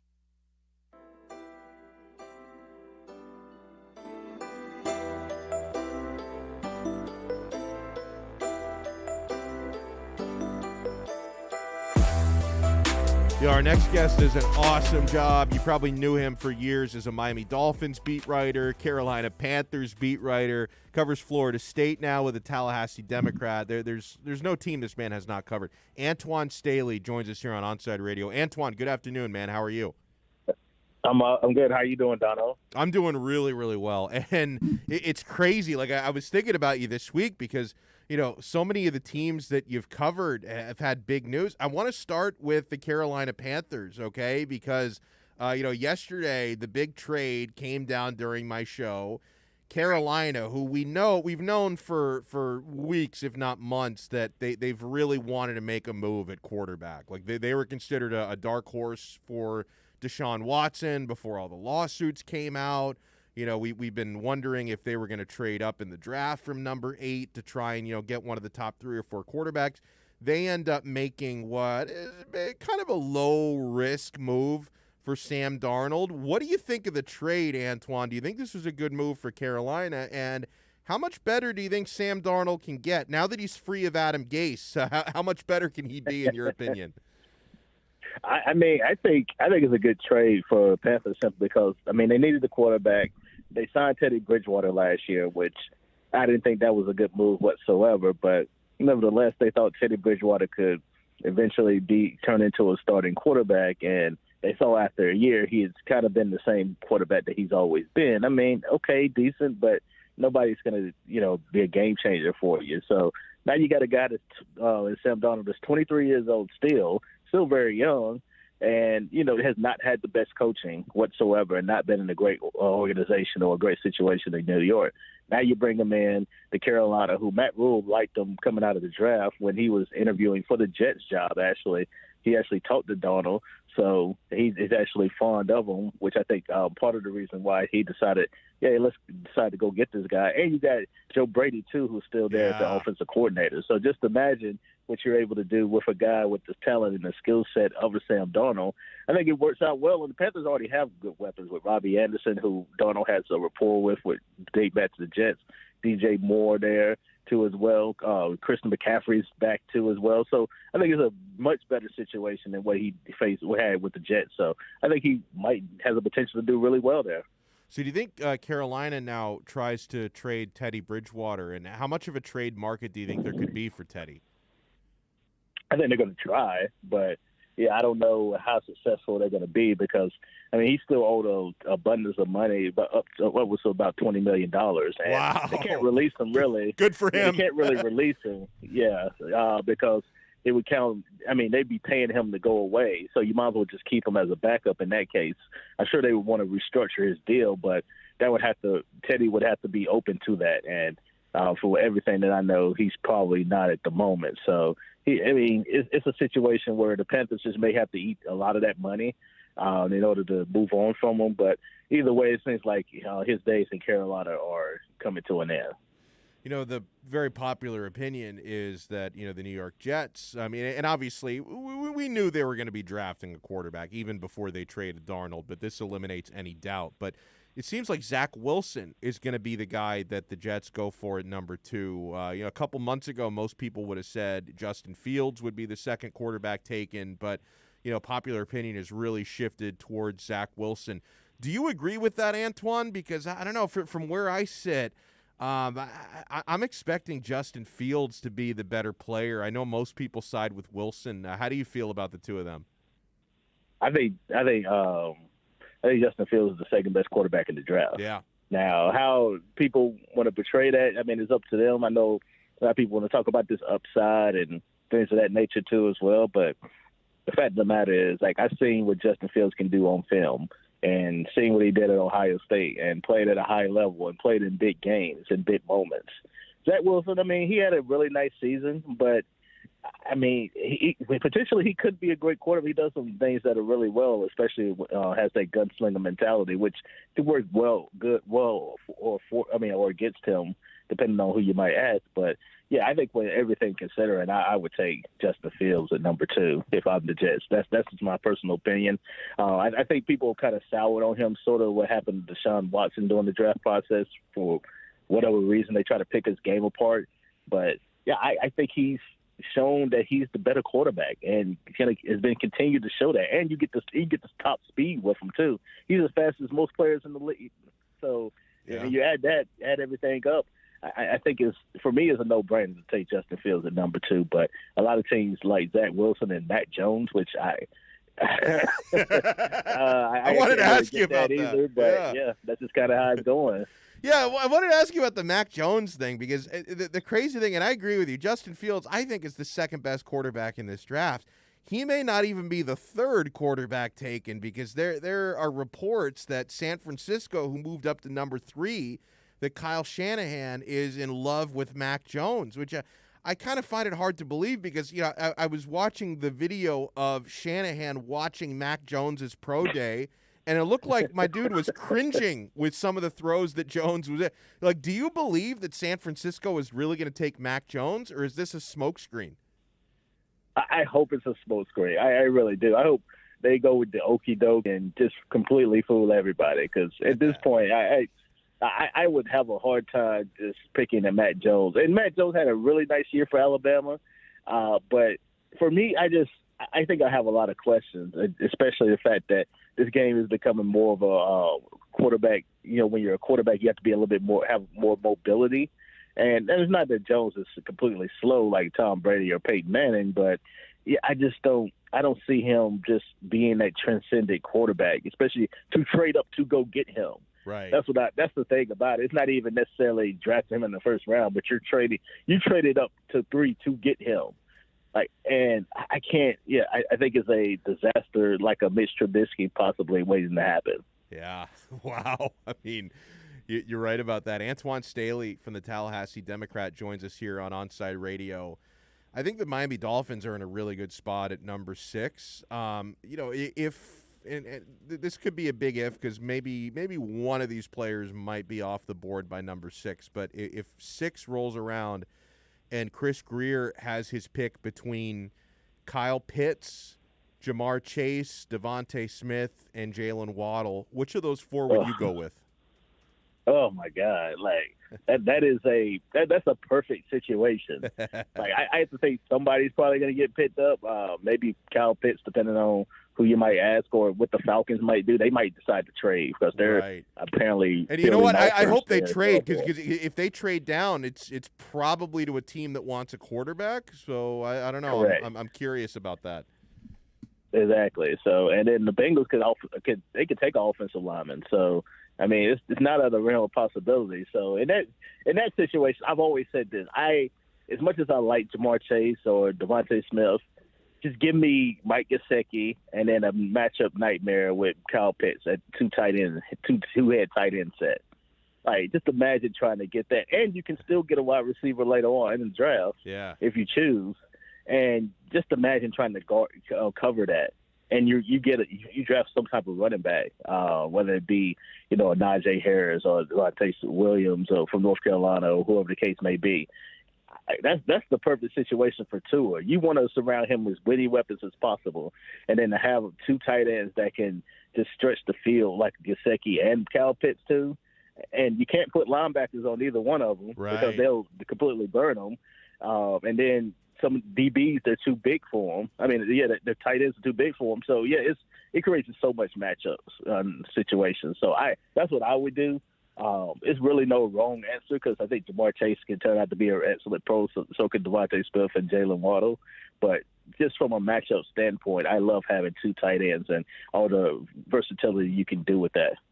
Now, you cover Florida State, and the Seminoles made, I thought, a pretty good hire this week for their senior defensive analyst spot. They bring in Randy Shannon, who's very well traveled now, of course, played and coached at the University of Miami, coached at Florida, coached at UCF.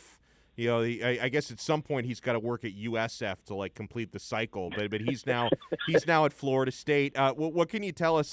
What does a defensive analyst do? Miami has one as well. They've got Bob Shoop as their defensive analyst. How involved is Coach Shannon going to be, from your understanding? It's just from a day-to-day standpoint, as far as game to game and just helping with the game plan. That's pretty much what it is in recruiting, and that's something that Randy Shannon has done well. Whether you think he's how he did as a head coach, he's been a tremendous recruiter for years, and he's been around the block, as you pointed out as well, coaching a variety of different teams. Florida, Miami, obviously, UCF helped them when he was there too as well. And FSU, I mean, the defense was not good at all last year. So to add a guy like that who's seen a lot of defenses and been around a lot of different places and can help you recruit in the South Florida area still, I don't think it's necessarily a bad move at all. So I think it's a great move for their standpoint. It can help with the X's and O's. Adam Fuller is the FSU defensive coordinator. I'm sure he'll have his hands into what Fuller decides to do defensively for FSU this year. And I think you'll see a much different FSU defense this year. I'm not saying it's going to be great or anything like that, but you'll definitely see some fingerprints of what Shannon likes to do defensively. Well, great stuff here as always, my friend. Antoine Staley does an awesome job with the Tallahassee Democrat. Want to make sure you follow him on Twitter at Antoine Staley, ANTWAN Staley, and check out his work in the Tallahassee Democrat. Antoine, thank you so much, my friend. Enjoy the rest of your week. You too, Donno. Take care. Yeah, great stuff as always there from Antoine. I love the insight. We'll wrap up the 4 o'clock hour when we come back. God, I'm my bigger Champions League bet today doesn't look like it's going to come through. I thought I made a couple of good plays. Oh, we need another goal. All right, so Man City does have a 1-goal lead. I've got Man City minus a goal and a half. So they got the 2-1 lead against Dortmund. They're in extra time, added time now. They're in stoppage time. I need one more goal from Man City. Come on. Meanwhile, I made a pretty smart couple plays on the Real Madrid-Liverpool game. I spread my money because both of these were big in the plus. I put a few bucks, a few coins on Real Madrid on the money line to win, and also on a draw. and they're going to win this game. They're up 3-1 in the 90th minute. So I'm, even with making 2 bets on that game, I can only win one of them. They were both so high in the plus money, I profit a little bit. But I need another goal from Man City. Come on, Man City. 844-416-8123. That's 844-416-8123. Speaking of soccer, every Saturday at 11 a.m., soccer fans can connect with Austin Robillard and Red Card Radio. From the Premiership to the MLS, catch up with your favorite team, including our very own Inter Miami CF. Listen to Red Card Radio every Saturday from 11 a.m. to 1 p.m. with Austin Robillard exclusively at OnsideRadio.com. We'll be right back to the Man of the Match with Alex Donno. You can join us on the Onside Sports Line, 888-441-4623. That's 888-441-4623. Join the Inter Miami family in 2021 by becoming a 2021 season ticket member. Enjoy enhanced access benefits and pricing not available to general fans. Visit intermiamicf.com/tickets for more information. If you missed 4th and 20 with Toast and Marsh, you missed. And the top trait they're looking for in a partner is someone that can cook better than them. Wow. Yeah. How are you at cooking? I'm okay. I cook boy. all my stuff. What's your best dish? If I had to say, Marsh, this you're gonna eat in tonight with a girl. All right. Well, if I'm cooking for a girl, then I'm not cooking. 4th and 20 with Toast and Marsh, weekday mornings from 8 to 10. Hey Panthers fans, Dave Dwork here with some awesome news. Every Saturday, I'm going to bring you the latest on everything to do with the Florida Panthers with Chirping the Cats Radio. Saturday mornings from 10 to 11 a.m., we'll dive into the state of the team, recap games, and hear from past and present Panthers players, and plenty of other great hockey guests too. Got questions about the Panthers? Call or text the show and we'll break it down. Don't miss Chirping the Cats Radio, Saturday mornings from 10 to 11 a.m., only on OnsideRadio.com. You're listening to OnsideRadio.com. Catch up anytime by downloading the MyTuner Radio app. OnsideRadio.com, South Florida's true hometown station. Inter Miami CF, your official furniture and mattress store, is here. City Furniture is your #1 home source for the trends you want at the prices you'll love, including exclusive City Furniture collections, the widest selection of styles, affordable home accents, mattresses starting at just $99 and more. Create the home of your dreams fast with next-day delivery, plus get 60 months special financing with no down payment. Because City Furniture is here to make it easy so everyone can live life like this, visit cityfurniture.com. If you missed Onside Zone with Big O, you missed. She's kind of young, so I don't know. She may not be into Van Halen much. Let's see. Hey, Ruthie, good afternoon. Are you a Van Halen fan? You know, I just had to Google Van Halen. I'm not going to lie to you. I just literally have it on my computer right now. The Onside Zone with Big O. Weekdays 11 to 1 p.m. Only on OnsideRadio.com. You're listening to this station with more live and local sports talk than anyone else in South Florida. OnsideRadio.com. Broadcasting from South Florida to the world. Can I get a captain? Captain and what? Captain and Ginger. I can't hear you. Captain and Ginger. He was a captain and Ginger. Captain and Ginger. He was a captain and Ginger. Captain Morgan, official partner of Major League Soccer. Welcome back to the Man of the Match with Alex Donno. You can reach out anytime on the Onside Sports Line, 888-441-4623. That's 888-441-4623.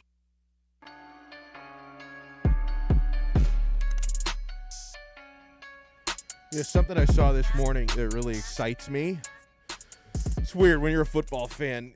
Strange things excite you. Like, some people get excited when there's like a stock market boom, or, when they see like a beautiful woman enter a room. I get excited when I see tweets like this from Adam Schefter.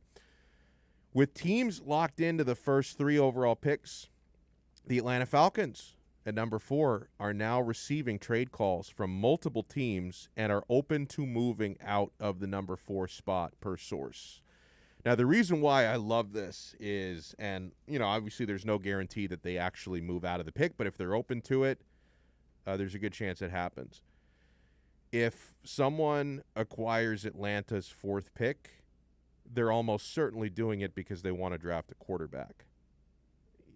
nothing's for sure. I guess there's a slight chance maybe a team like in the teens is like, hey, we really love Kyle Pitts, so maybe we have to go up to 4 to get him.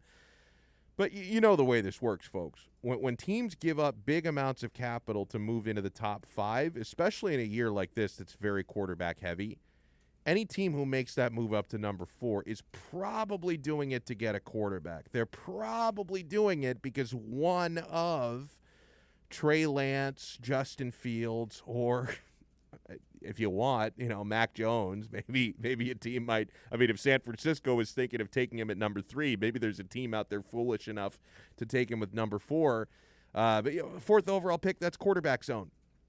And we weren't sure if Atlanta's really taking a quarterback. I mean, they've restructured Matt Ryan's deal. Orlando Ledbetter, who covers the Falcons, was on with Big O yesterday, and he was convinced, assuming they're in number 4, Mr. Ledbetter was convinced that at number 4 the Falcons would take Penei Sewell. We have I'll let you guys hear it for yourself because I don't want to put words in D. Orlando's mouth, but here is Mr. Ledbetter talking about it. Yeah, I think they're going to offensive line. The Penei Sewell kid is considered a difference maker, can start at all 4 positions, is legitimate, and they blocking has been a problem here in Atlanta. Anything else would be a luxury item. You can wait on the quarterback. You have a tight end. I mean, Matt Ryan's getting sacked 40 times a year now for the last 3 years, at least 40.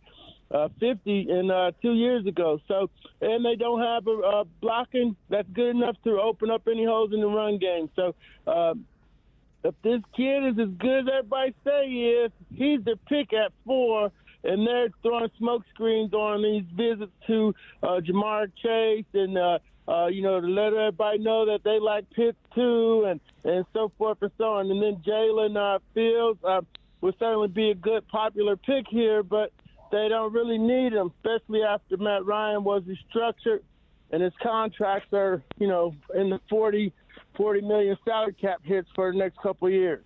Now, if Atlanta had taken Penei Sewell, I would have been fine with that because I didn't want him anyway, to be quite honest. No disrespect to him or his family. I didn't want him to be a Miami Dolphin, so I would have been fine with Penei Sewell. My worry would have been if Atlanta were to have taken Kyle Pitts. Like that would have troubled me a bit. But no, I mean, if Atlanta were to draft Penei Sewell, I'd be fine with that. If Atlanta were to trade out of it and then the team that takes the 4th pick drafts a quarterback, I'm great with that because that means the only team that might take one of your guys is Cincinnati. Now, I think if Penei Sewell – well, actually, you know what? Let me correct this. Atlanta drafting Penei Sewell would have been bad because that means then Cincinnati would have drafted Jamar Chase. So let me amend what I just said. No, I would not have been fine with Atlanta drafting Penei Sewell. No, let me correct that. Strike what I said 2 minutes ago. Strike it from the record. That would not have been cool because if Atlanta had drafted Penei Sewell, that means Cincinnati, who doesn't need a quarterback, would draft Jamar Chase because they would reunite Jamar with his former college quarterback, Joe Burrow. So then that would take away one of the Dolphins guys.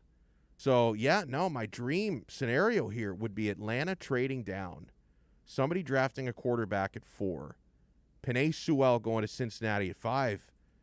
Then you got all your toys to choose from. You've got all of your pass catchers available at number 6 overall if it plays out that way. So, yeah, I really hope that Atlanta trades down. That would be the dream scenario, man. NorCal says, Donno, I work on one of the Oakland Coliseum field guys' cars, and I just got 2 tickets to the Nooner A's game tomorrow. How about that? He says, I'll be watching the game and your show. Let's go, Oakland. All right. How about that? Oakland Coliseum. That's really cool, man. I'm happy for you, NorCal. I want to catch some live baseball. I mean, 38,000 caught live baseball in Arlington, Texas yesterday. I do want to circle back to that a little bit later on because a lot of people are asking me my opinion on a packed house to watch the Texas Rangers. So we'll get to that a little bit later. But coming up next, I want to address the roundtable topic for today, which ties into what we were what we were talking about with the Dolphins draft picks. So we'll get to that. Plenty of Dolphins talk coming up. Hey, Saturday mornings at 9 a.m., Sean Stanley hosts the Square Circle Digest. Now, wrestling fans have a place to call home as Sean covers the very colorful world of wrestling. Tune in every Saturday from 9 to 10 a.m. on the home for sports fans worldwide, OnSideRadio.com. We'll be right back to the Man of the Match with Alex Donno. You can join us on the Onside Sports Line, 888-441-4623. That's 888-441-4623. You're listening to OnSideRadio.com. Catch up anytime by downloading the Radio.net app. OnSideRadio.com, South Florida's true hometown station. Hey everybody, it's Good Greek Moving and Storage, and for over 2 decades, they've been entrusted to handle all of your moving and storage needs. And now, Good Greek is the official mover of Inter Miami CF. And if Inter Miami trusts the Good Greek, you should too. For the best move ever, whether it's across town or across the country, go to GreekMoving.com. That's GreekMoving.com for Good Greek Moving and Storage, the official movers of your Inter Miami CF. Miami Dolphins fans can always count on the best coverage at OnSideRadio.com.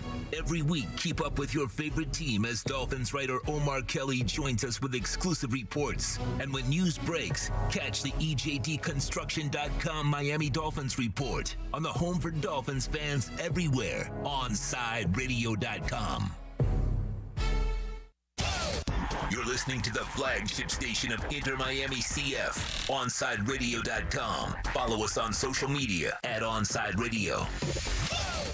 Welcome back to the Man of the Match with Alex Donno. It's all yours. Just keep it right here. You can reach out anytime on the Onside Sports Line, 888-441-4623. That's 888-441-4623. Yeah, 5 o'clock hour. Man of the Match with Alex Donno. I'm Alex Donno. Alex Aguirre is here as well. We got all the Alexes in the building. I love that. We're broadcasting live here inside the beautiful Inter Miami CF Stadium in Fort Lauderdale. We are now T-minus 12 days away. 12 days away from opening up the Major League Soccer season here. I mean, the season is opening up on the 17th. We have our opener on the 18th, and it's going to be in this building, man. Inter Miami, Los Angeles Galaxy. Let's go. I'm looking out at the stadium. We broadcast from the upper level here. I'm looking out the window through the beautiful shade that we have, and I'm looking at those pink, black, gray, and white seats that are just calling my name.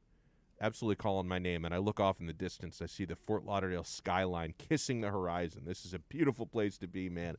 And we'd like to thank A Shade Above Window Fashions in Davie, 954-434-4774. A Shade Above teamed up with Band Deluxe to personalize and create the Onside Radio shade in beautiful pink and black here in the building. To order protection with style for your home or office, like we did, call A Shade Above Window Fashions, 954-434-4774. Go to their website, ashadeaboveflorida.com. Love the space you live in. A Shade Above Window Fashions. I love the roundtable topic for today. You can always catch the podcast of that. So we have a big topic in local sports or national sports every single day. Toast and Marsh weigh in the morning, Kai in the midday, Big O, me in the afternoon, and then at the end of the day, Alex Aguirre turns it into a master cut, and it's podcasted. We call it the roundtable. So the roundtable question for today, and I think everyone listening is going to be in on this because I see how rowdy the chat and the text line gets when we're talking Dolphins. With a little over 3 weeks away, what is your perfect pick for the Miami Dolphins at the number 6 spot in the 2021 NFL Draft? Now, I don't think you can lose with that 6th overall pick, but I am all in with Kyle Pitts. Guys, at 6'6", 246 pounds, this guy is impossible to cover with his speed. If you try to put a linebacker on him, good luck keeping up. Put a defensive back on him, good luck being tall enough to get into his catch radius, into his airspace. Kyle Pitts is going to be a nightmare matchup at the NFL level. The question is, will he be a Dolphin or will he play for someone else? That's the only question. Tremendous catch radius. Great route runner, by the way. I think that's an underrated part of his game. He's fast enough to play wide receiver. Obviously, blocking is not his strength, but Gators fans will tell me he's better at that than we give him credit for, and I think he can become even better at that aspect at the NFL level. And he's an elite red zone target. You want to talk about getting sure touchdowns inside the 20? Kyle Pitts can help you accomplish that. Bottom line is, and again, I'll emphasize this, there are a lot of good options, I think, that are going to be available to you at number 6. If you were to get Jamar Chase, that could be a great pick. Devontae Smith could be a great pick. Jalen Waddle could be an excellent pick. I just think the best optimal pick at that spot, if he's still available, is Kyle Pitts. I see no downside to drafting this guy. None. I see Hall of Fame potential in him. I mean, listen to this scouting report from Walter Football. I'll give you a portion of this to get you really excited.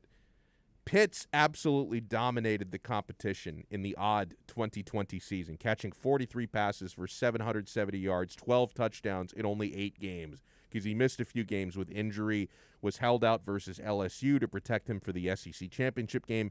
Then he sat out Florida's meaningless bowl game. Pitts opened 2020 by dominating Ole Miss to the tune of 8 receptions for 170 yards and 4 touchdowns. He put together other monster performances, including against Kentucky, 5 catches, 99 yards, 3 touchdowns, and against Tennessee, 7 catches, 128 yards, and Alabama. We remember that one. 7 catches, 129 yards, and a touchdown. If Pitt's 8-game average production were maintained across a full 13-game season, he would have produced a stat line of 70 catches for 1,252 yards and 20 touchdowns, and that's playing in the SEC. That is absurd. Hall of Fame potential. Kyle Pitts, to me, if he's available at 6 overall, I think that's got to be your pick. And I also think Chris Grier is smart enough to realize that. I don't think he needs to hear me say it. And I'm going to be very curious to listen back tonight because I didn't catch – I did listen throughout the shows this morning. Actually, I did catch Kai talking about it. And Kai is going to join us in about 13 minutes, by the way, to talk some soccer. So I think Kai agrees with me. I didn't catch Toast and Marsh weighing in on it, and I didn't catch Big O weighing in on it. But I'm going to be very curious to listen back to this to the roundtable segment and hear if it's unanimous for Kyle Pitts or if there's a little dissension. I'm curious to listen back to that. But to me, that's the no-brainer. I think if he's available at 6 overall, that's got to be the guy.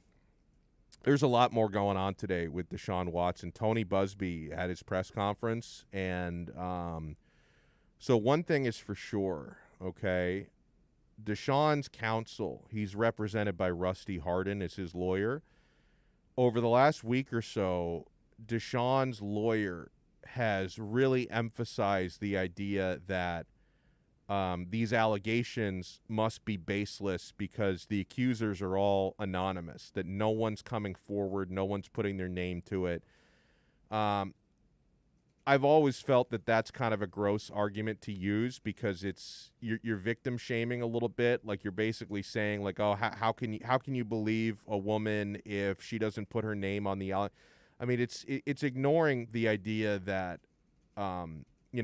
putting your name up to a sexual assault allegation, it can be a really shameful, embarrassing thing to put yourself through. So I can understand. Now, I'm not the guy who assumes guilt in every man. Believe me, I believe in innocent until proven guilty. I'm not one of those people that says, hey, women never lie about sexual. Of course it's happened. Of course people have lied about sexual assault. It's a very tricky issue. But I'm also not going to be the one to tell you that an accuser cannot be telling the truth if she remains anonymous, because you have to look at it from her perspective that it can be a really difficult, embarrassing, shameful thing to put yourself through, to have to relive that and put your name against it. So I understand it. But here's the bottom line. Not all of these accusers are nameless anymore, because 2 of them actually came forward today and put their names behind the allegations. One of them spoke in person. The other of them spoke through a statement. I'll get to that in a second. But here's something interesting, because Tony Busby, who's the lawyer for the accusers, held a press conference today. And I'm reading through this from ProFootballTalk.com, and one of the things that he did was Tony Busby hints at potential liability for the Texans in Deshaun Watson cases. That's a curious thing. Mike Florio writes, during Tuesday's press conference regarding the 22, wow, there's 22 now, so there's a new one since yesterday, 22 civil lawsuits filed against Texans quarterback Deshaun Watson. Attorney Tony Busby hinted that the Texans may have partial responsibility for Watson's alleged habit of preying on massage therapists. Busby said that Watson received referrals for massage therapists from the Texans and borrowed a massage table from the Texans. Ouch. Although Busby was careful to say that he was making no allegations against the Texans, but at one point Busby said this regarding the massage resources available to Watson through the team, and regarding his tendency to get massages elsewhere. Quote, you have some obligation to ask some questions, he says. So, wow, that's basically hinting that the Houston Texans, professional NFL franchise, they have their own massage people. You know, if he's borrowing tables and Rolodexes from you at some point, is it, and I'm asking the question, this is not an allegation, I'm asking the question, at some point, are you legally or morally obligated to say, like, hey, like, why aren't you using our guy? Like, why aren't you using our physio? Like, why are you going through and booking all these outside people? I don't know the answer to that question. I kind of lean to, and who am I? I don't know enough of the facts here, but from the information out there, I lean to the Texans not being responsible. But that's an interesting hint for Busby to put out there. Busby could be exploring the possibility of adding the Texans as a defendant in one or more of the cases, eventually arguing that the Texans knew or should have known that Watson was engaged in inappropriate conduct during these massages, and that the Texans referred Watson to massage therapists without disclosing these concerns to him. Busby was careful to say that he's currently making no comment about what the Texans know or when they knew it. However, his comments clearly imply that he'll at least be looking into the question of whether the Texans knew or should have known that Watson potentially was crossing the line during massages, and whether the Texans should have warned these massage therapists about Watson's behavior and or intervened to end the conduct. That's pretty heavy. I don't know, man. Unless he's got like a real smoking gun against the Texans, that seems like a little bit of a reach, because like how much, unless they can prove that one or more of these therapists like then told the Texans about what was happening and they ignored it. I don't know. I don't know. It seems maybe it's a little bit of a reach to try and implicate the Texans here, but I need more information. I need more. So, Dov Kleinman tweeted this out. He was live tweeting the press event today from Tony Busby. Ashley Solis is the first person represented by attorney Tony Busby to come out publicly with her allegations against Texans quarterback Deshaun Watson. Quote, I was afraid. I'm not afraid anymore. Deshaun Watson assaulted and harassed me. I am a survivor of assault and harassment. Deshaun Watson is my assaulter and my harasser. He assaulted me at my home doing what I love most, massage therapy. And another Deshaun accuser released her name. A letter was read on her behalf. So, yeah, there at least two now of the accusers have come out and put their name to it. And, and they look like I watched the video of that first accuser, Miss Solis, who, put her name to it. And she was very emotional about everything going on. So yeah, it's only looking more and more real. A few weeks ago, a month ago, when this story first surfaced, a lot of us were thinking he can probably make this go away pretty easily. He being Watson, you settle this behind the scenes. There's one, maybe two, maybe three accusers, might be baseless allegations. He can make this go away quietly. A couple of allegations ballooned into 22 lawsuits now. And, what was up until earlier today, 100% anonymous, nameless accusers, they're actually now putting their names to it. And of course, if the allegations are true, it's incredibly courageous to put your name behind it. So I commend these women. And again, if true, if this is real, if these things really happen, if these were crimes that were committed, I hope these women get the justice that they deserve. But I need to see it play out. So that's rough, man. There's more to it. And we knew yesterday, we had the reports come out that Tony Busby was going to hold a press conference today. And, some pretty substantive stuff came out of it, man. 844-416-8123 is the number. That's 844-416-8123. Tony two-time says, is it the end of the month yet? I get agita because I get so anxious for the draft. Can't wait to see what this Dolphins team looks like. I think I can't reveal it yet, but I think we're going to have some pretty fun programming for the NFL draft. I almost feel bad even saying that because I'm teasing you guys. I think I'm telling you, we're going to be doing something really cool here at Onside Radio for the NFL draft, but I can't say what it is yet because I got to wait until it's finalized. But we're going to have you covered, man. We're going to have great draft coverage, and, of course, Big O is going to be taking the lead. That dude is a monster when it comes to the draft. I've worked with O on at least a couple of draft shows in the past. Even when I didn't work with him for years, I would listen to his annual NFL draft shows, and he is all over it, man. And it's going to be really good this year. Tony also writes on Pitts, that's a good point about catch radius. Tua's biggest strength is his accuracy, so he should be able to stop balls to the range that only Pitts can catch it, or drop balls. I guess he meant to say not stop balls. Ray Grion says, Pitts, 1-2 punch with Pitts and Gesicki. Cross our fingers. That would be so sick.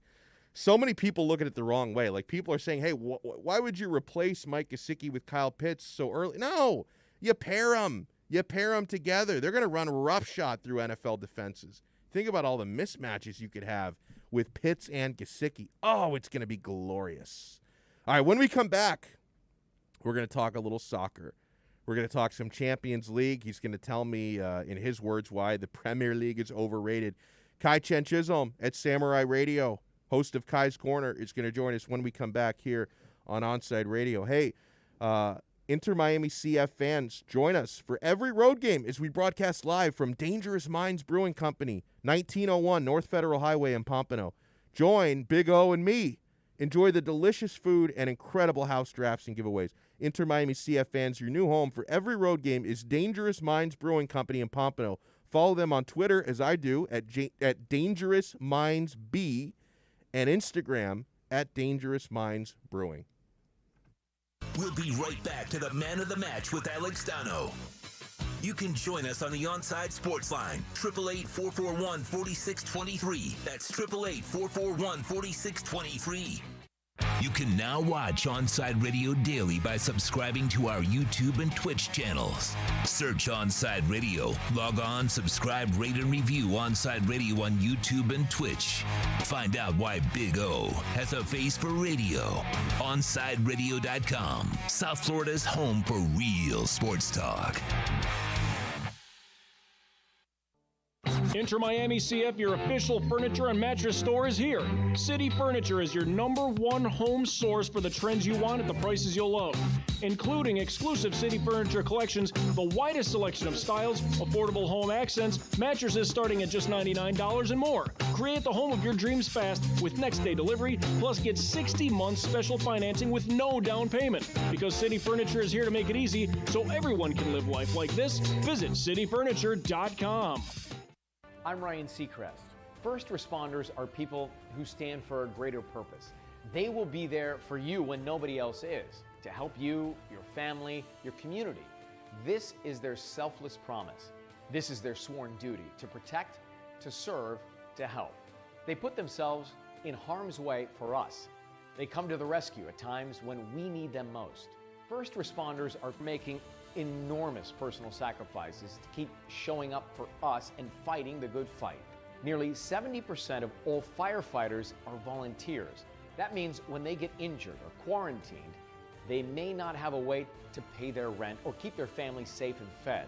No matter who you are or where you live, when you call 911 and ask for help, first responders show up. Now, let's show up for the people who show up for us every day and every night. Go to firstrcf.org and make a difference today. You're listening to the station with more live and local sports talk than anyone else in South Florida. OnSideRadio.com. Broadcasting from South Florida to the world. You're listening to OnSideRadio.com. Catch up anytime by downloading the MyTuner Radio app. OnSideRadio.com. South Florida's true hometown station. Welcome back to the Man of the Match with Alex Donno. Check this out. You can reach out anytime on the Onside Sports Line, 888-441-4623. That's 888-441-4623. Yeah, hey, in a moment, we're going to be joined by Kai Chen Chisholm, host of Kai's Corner, 10 to noon every day here on Onside Radio. Kai is a big soccer enthusiast like me. We focus on different leagues. I watch all the major European leagues. My love and passion is for the Italian Serie A. Kai's love and passion is for the German Bundesliga. He's a big Bayern Munich supporter. And so, I think between the two of us, it's kind of nice to get a perspective that's not so Premier League focused, because most of the people in this country who talk soccer are like Premier League zombies. Got a couple of final scores inside Champions League today. I did win a little bit of money on Real Madrid. They win the first leg of their quarterfinal matchup with Liverpool 3-1. Manchester City did beat Borussia Dortmund 2-1 to take the first leg there at home, but both teams getting away goals. Kai Chen Chisholm joins us now here on Onside Radio. And Kai, I know with you being a big Bundesliga enthusiast, am I right to assume you may have been focusing a little bit more on City versus Dortmund than on Real Madrid Liverpool, or were you flipping around equally? After the first two goals, I did not look at the Liverpool game at all. I really just stayed tuned to the City Dortmund game. And it's funny because I've been here at work watching, and a couple tennis players have come by and they've asked me, like, "Oh, you're watching a game? Who are you rooting for?" And I'm like, "I hate both teams. I'm just watching it to watch it." I wanted Dortmund to win because obviously, and I know you mentioned it, I think that the EPL sucks apparently. So I wanted Dortmund to win a little bit. But I wanted to have a good game of soccer, and I had a whole rant on it this morning where I was like, listen, if there's any game that could bring us anything today, it would be City Dortmund, and I think it lived up to it. Yeah, and I got to lean on you a little bit because I always have the hard thing here. Like whenever these games are always on when I'm on the air, so I have them on, but I can't pay that much attention. It felt to me, and full disclosure, I bet on Man City minus a goal and a half, so they let me down. I needed them to win by 2 goals or more for me to win my bet. But it seemed like even they losing, should have drawn as well. They should, and I was going to ask you that because even in Borussia falling by a goal, it seemed like Dortmund deserved more out of this game. Do you agree with that? I think they deserved more, and they did. The big thing, Donno, that I hate out of all these Bundesliga teams, because Gladbach, they're going to get ran through. Leipzig, they shouldn't have gotten ran through, but they did. But the big thing that I hate is they always play down to these big teams when they might not have the biggest talent, but they always show something. There's always something where they can come through and play against these big teams, and then they always play down as if they're playing against a lower tier side, and I never understand why. But Dortmund, they were doing that a little bit, and especially for the first goal from De Bruyne. But then they started to really turn it on. They were making more runs. They could see they were building confidence in their team, and we can actually compete against this team. We have one of the best, if not the best, young attackers in the world right now. We can compete against this team. And the Jude Bellingham goal, I mean, that is probably the worst call by a ref that we've seen in so long. Yeah. And that is one of those goals where you look at it and you're like, that should have, without a doubt, been a goal for Bellingham. It should have been 2-2.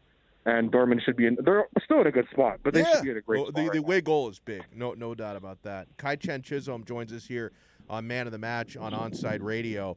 You and I, Kai, we're outliers a little bit because so many of the soccer enthusiasts in this country, they become Premier League zombies, right? And Premier League, to give them credit, in recent years they've had by far the best TV coverage on NBC, although they're moving more and more to streaming. So we'll see if they continue to bring so many new fans. But Premier League is very well covered. It is the richest league, so I can concede to a certain extent where, like, I admit that because they're so rich, the Premier League, they're probably the best, but I'm a big Serie A enthusiast. You're a big Bundesliga enthusiast. It can get kind of aggravating the way that people can act like the Premier League is the only league that matters and the only league that exists at times, right? I think that my big issue with it all is that all the defenses that I saw, and I know you saw them too because it was just coming left and right, and it's no discredit to like Premier League fans. I think it's a very good league. I enjoy watching Premier League soccer. I think the big thing for me is that all the excuses that I continue to see, they happen in every league. Like, I couldn't get one thing like how you just pointed out was like money and stuff like that, and Toast pointed out to me yesterday as well when I cross-talked with him, where it's like, okay, there's money and there's, you know, more viewership on it, so that's probably the thought. But it was like, oh, West Brom just beat, I think it was Liverpool or something. I can't remember. Arsenal. I can't remember what team that it was over the weekend. Right. But it was like, oh, West Brom just won. It was like, all right, cool. Bielefeld, who's a lower tier side who just got promoted from Bundesliga 2, drew with Bayern Munich after they just won like the biggest cup, I guess you could say, in club. A few weeks ago, Juventus lost to Benevento, 17th place team in Serie A at that time. It happens. Like, it happens in every league.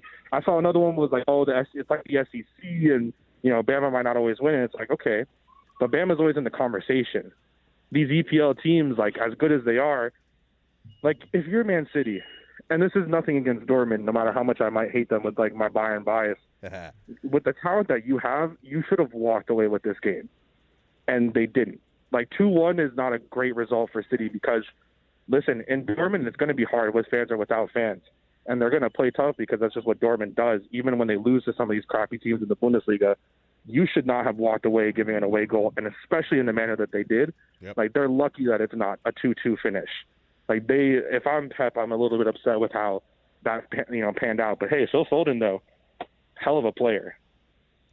Yeah, no doubt about that. So I want to, and I agree with your points, by the way. I want to look ahead to tomorrow because I know, man, 3 o'clock tomorrow, you are going to be buzzing, my friend, because Bayern, you know, they kick off the first leg of their quarterfinal matchup against PSG. You know, no Lewandowski after the injury he picked up about less than a week ago, I think, or about a week and a half ago. So no Lewandowski. Like last Tuesday. Yeah. Last Tuesday. So it was a little over a week ago.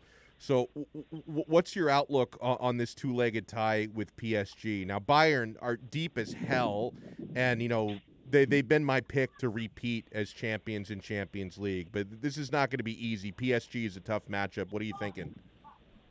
I want to say first, like, when they beat PSG in that final in Lisbon, that's a moment that I'll never forget in my fandom of soccer. I know a lot of people are like, oh, you're a Bayern fan. They win every year in the Bundesliga, but Champions League is something different. And that's a game that, I mean, Kingsley Coman, as injury-ridden he's been his entire career, that's a goal that will live in my heart. I mean, I'm getting chills literally sitting out here talking about this right now. In the game now against PSG, they're down. PSG is down a lot of players from COVID, from injuries. They're going to be, as you know, I think they're down 10 men is what I was told, like from what they should have on their list, that they're going to be missing 10 different players. Wow. And then Bayern now, they're without Serge Gnabry, who there was a lot of things going on, and if he tested positive, he didn't test positive the time before, he had a false positive. This time around, he did test positive after they ran an antigen test and then the PCR, so he'll be out for this leg and the next leg. And then, of course, Lewandowski should be out for both as well. I'm not as worried, Donno. I have to be honest. Like, maybe it's just me finally seeing my Bayern team kind of get to the actual promised land of soccer here in Europe. But I'm just not worried. There's nothing right now that I look at where I'm like, I can be so concerned because, you know, we're missing Gnabry, who is a big part of the team. Lewandowski should win the Ballon d'Or now this year. But you bring in a guy like Leroy Sané, who's finally getting back into form after his horrific injury. Jamal Musiala has been playing extremely well. Like, I wouldn't be surprised if this ends up being, like, I think I predicted yesterday on the 5 Reasons channel, I said it's going to be 2-1 over 2 legs. Like, that wouldn't surprise me at all. But I don't see a situation where Bayern doesn't go through. I have to be honest. The big thing for me is if PSG score tomorrow, since it's in Germany, then it'll be a little bit difficult because the last time that they played over 2 legs, PSG destroyed them. It was 2 different teams.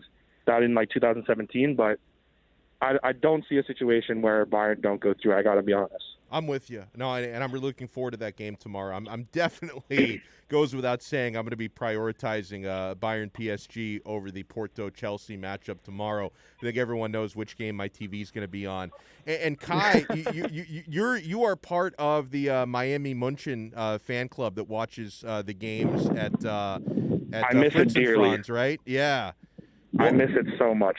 I cannot wait. I get my second vaccine shot next week.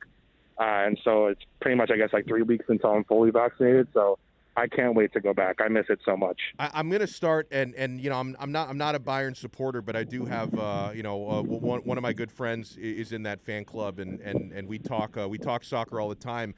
I'm going to start going down to Fritz and Franz. You know, after I get vaccinated and everything, I'm going to start going down there because I found out, Kai, that there is now a Miami Juventus fan club, and I despise Juventus, that they do their viewings at Fritz and Franz. Yeah, they told me because I think Michael had told he was talking to me, and he was like, "Yeah, now these Juventus people are coming," and I was just sitting there like, they're the worst. I'm so sorry. Going? Oh no, so here's my thing now, Kai.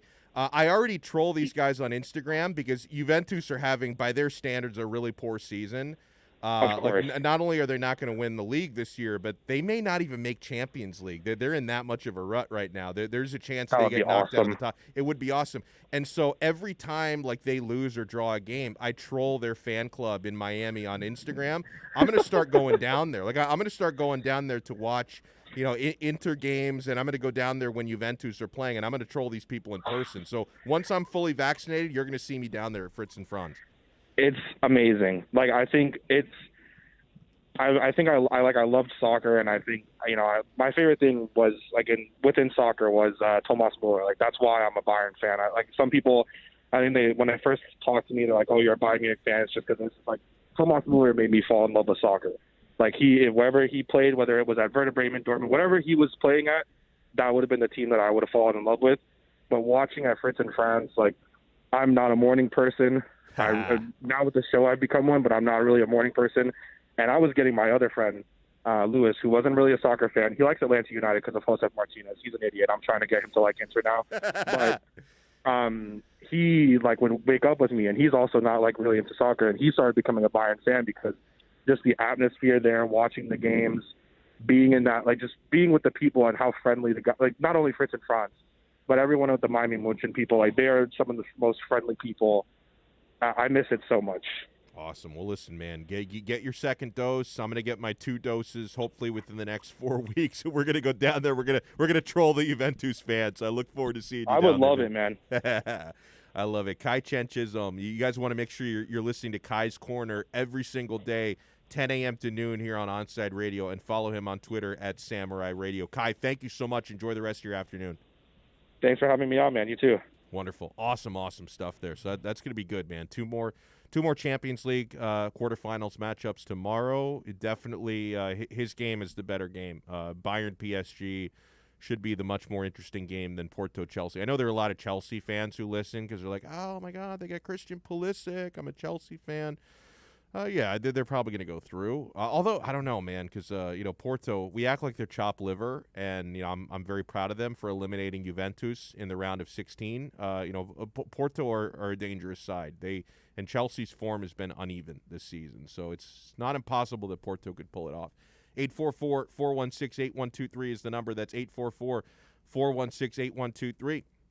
So we're doing full stadiums now. I got a couple thoughts on it, and I'm going to take more of a measured approach to this than some people. We'll get into it when we come back, and I definitely want Alex Aguirre's take on it, being the big baseball fan. Hey, Onside Radio enters Kai's Corner with the man you just heard, Kai Chen Chisholm, every day from 10 a.m. to noon. Join Kai as he discusses the biggest stories in South Florida sports. Tune in every day from 10 a.m. to noon for Kai's Corner on the home for South Florida Sports Talk, OnsideRadio.com. The man of the match with South Florida's own Alex Donno. Weekdays 1 to 5 p.m. on the home for Inter Miami football. OnsideRadio.com. This is the story of a very special woman. In a matter of seconds, she turned herself into a great mathematician or an entrepreneur. Her knowledge was limitless and still is. She could also make monsters disappear, especially those that lurked in the shadows under the bed. Once, this woman put back together a teenage girl's broken heart, which had been shattered in 1,000 pieces, just by giving her a bear hug. She masqueraded as a regular person at work, but as a superhero at home. Everyone knows her as Gabriella. I still call her Mom. Your hero needs you now, and AARP is here to help. Find the care guides you need to help, complete with tips and resources at aarp.org/caregiving. A public service announcement brought to you by AARP and the Ad Council. Hey, hon, what you doing with your phone? Taking pictures? No, I'm asking it questions. Like what? Hey, Bobo, do flowers have best friends? I'm sorry. I'm afraid I don't know that. Hey, follow me. I want to show you something. Look, flowers do have best friends. Whoa. Some answers can only be found in nature. Discover the unsearchable. Visit discovertheforest.org to find a trail near you. Brought to you by the United States Forest Service and the Ad Council. If you missed Onside Zone with Big O, you missed. The 25-year-old was reportedly arrested this past week near Vail, where a sheriff's deputy said he saw Camargo's car speeding and changing lanes erratically, which is always really smart. When you're carrying a lot of drugs, you want to speed, you want to swerve, you want to look like you're drunk and high and all that. You want to cause as much attention. You want to bring as much attention to you when you're carrying a load of drugs. That's just the tip for you, thieves out there, you drug dealers, you criminals. Bring all the attention possible to you while you're committing a crime. It's really, really smart. The Onside Zone with Big O, only on OnsideRadio.com. You're listening to the only sports station in South Florida that likes to take your calls. 888-441-4623. We connect with a South Florida sports fan because we are South Florida. Locally owned and operated. 888-441-4623. OnsideRadio.com. South Florida's home for real sports talk. Look out, world, we're getting strong. The future's here and we belong. She can STEM, she can do more. Like build a rocket and watch it soar. Or clean the oceans and make the world a better place. Oh, she can STEM, so can you. Find a cure, invent something new. There's no challenge in the world that she can't face. She can STEM. Learn more at She Can STEM. A message brought to you by the Ad Council. Keeping you informed in the world of sports.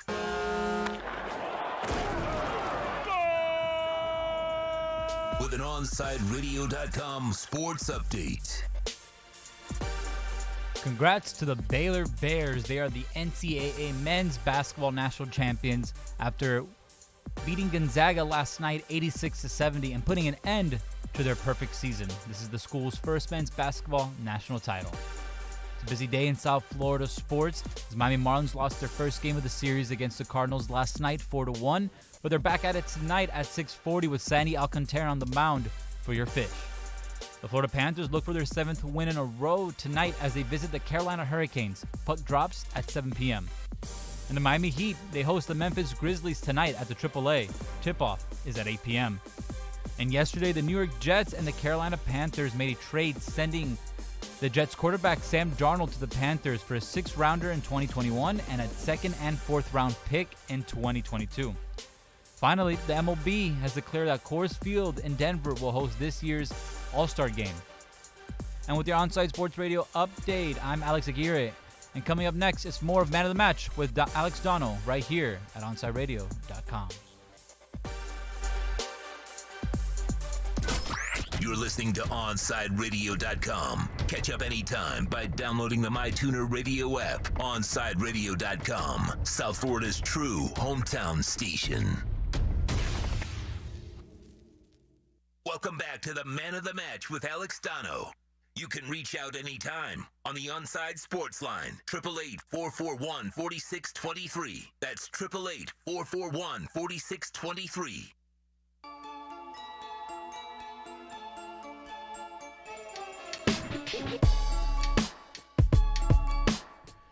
I love this dude, and I hadn't seen him over the last couple days, so I'm glad he's texting in.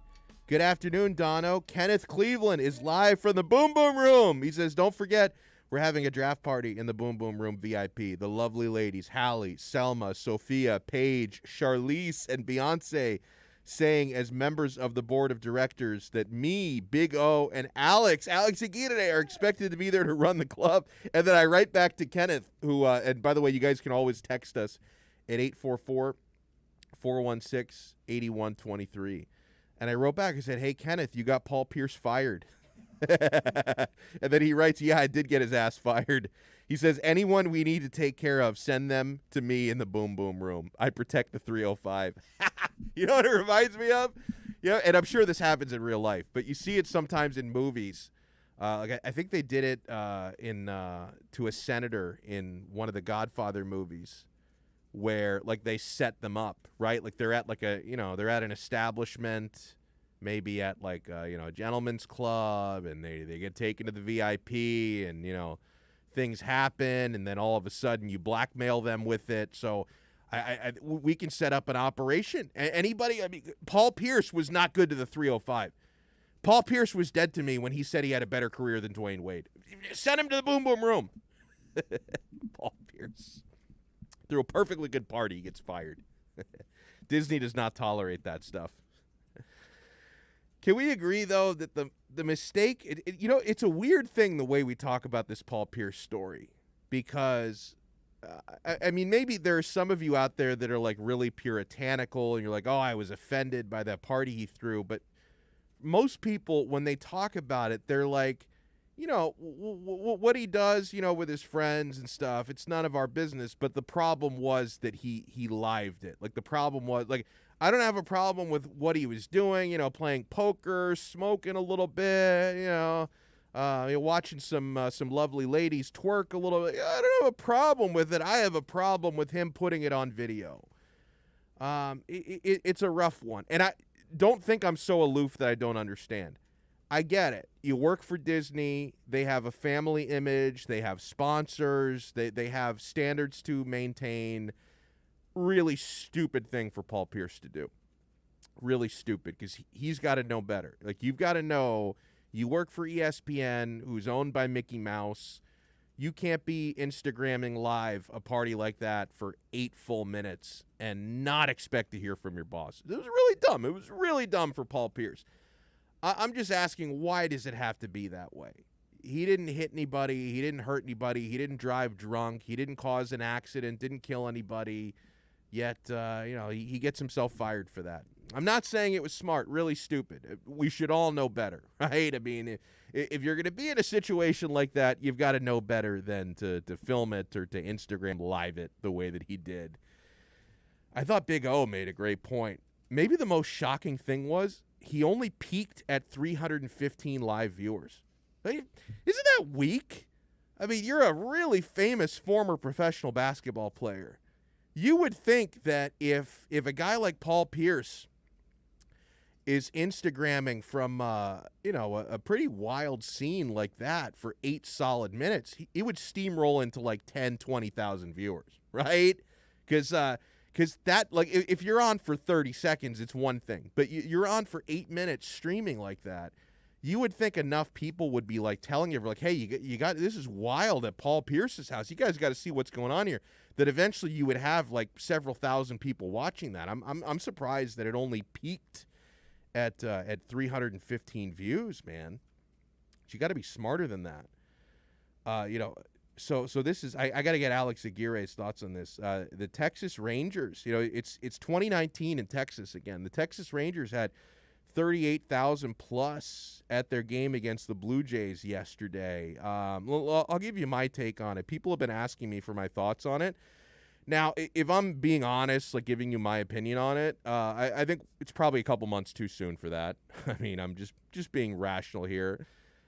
We're getting closer in this country to herd immunity, but we're not quite there yet. Last I checked, I think maybe a little bit under 20% of the U.S. population has been vaccinated, so we're not we haven't reached herd immunity numbers yet. I hope we get there within the next couple months.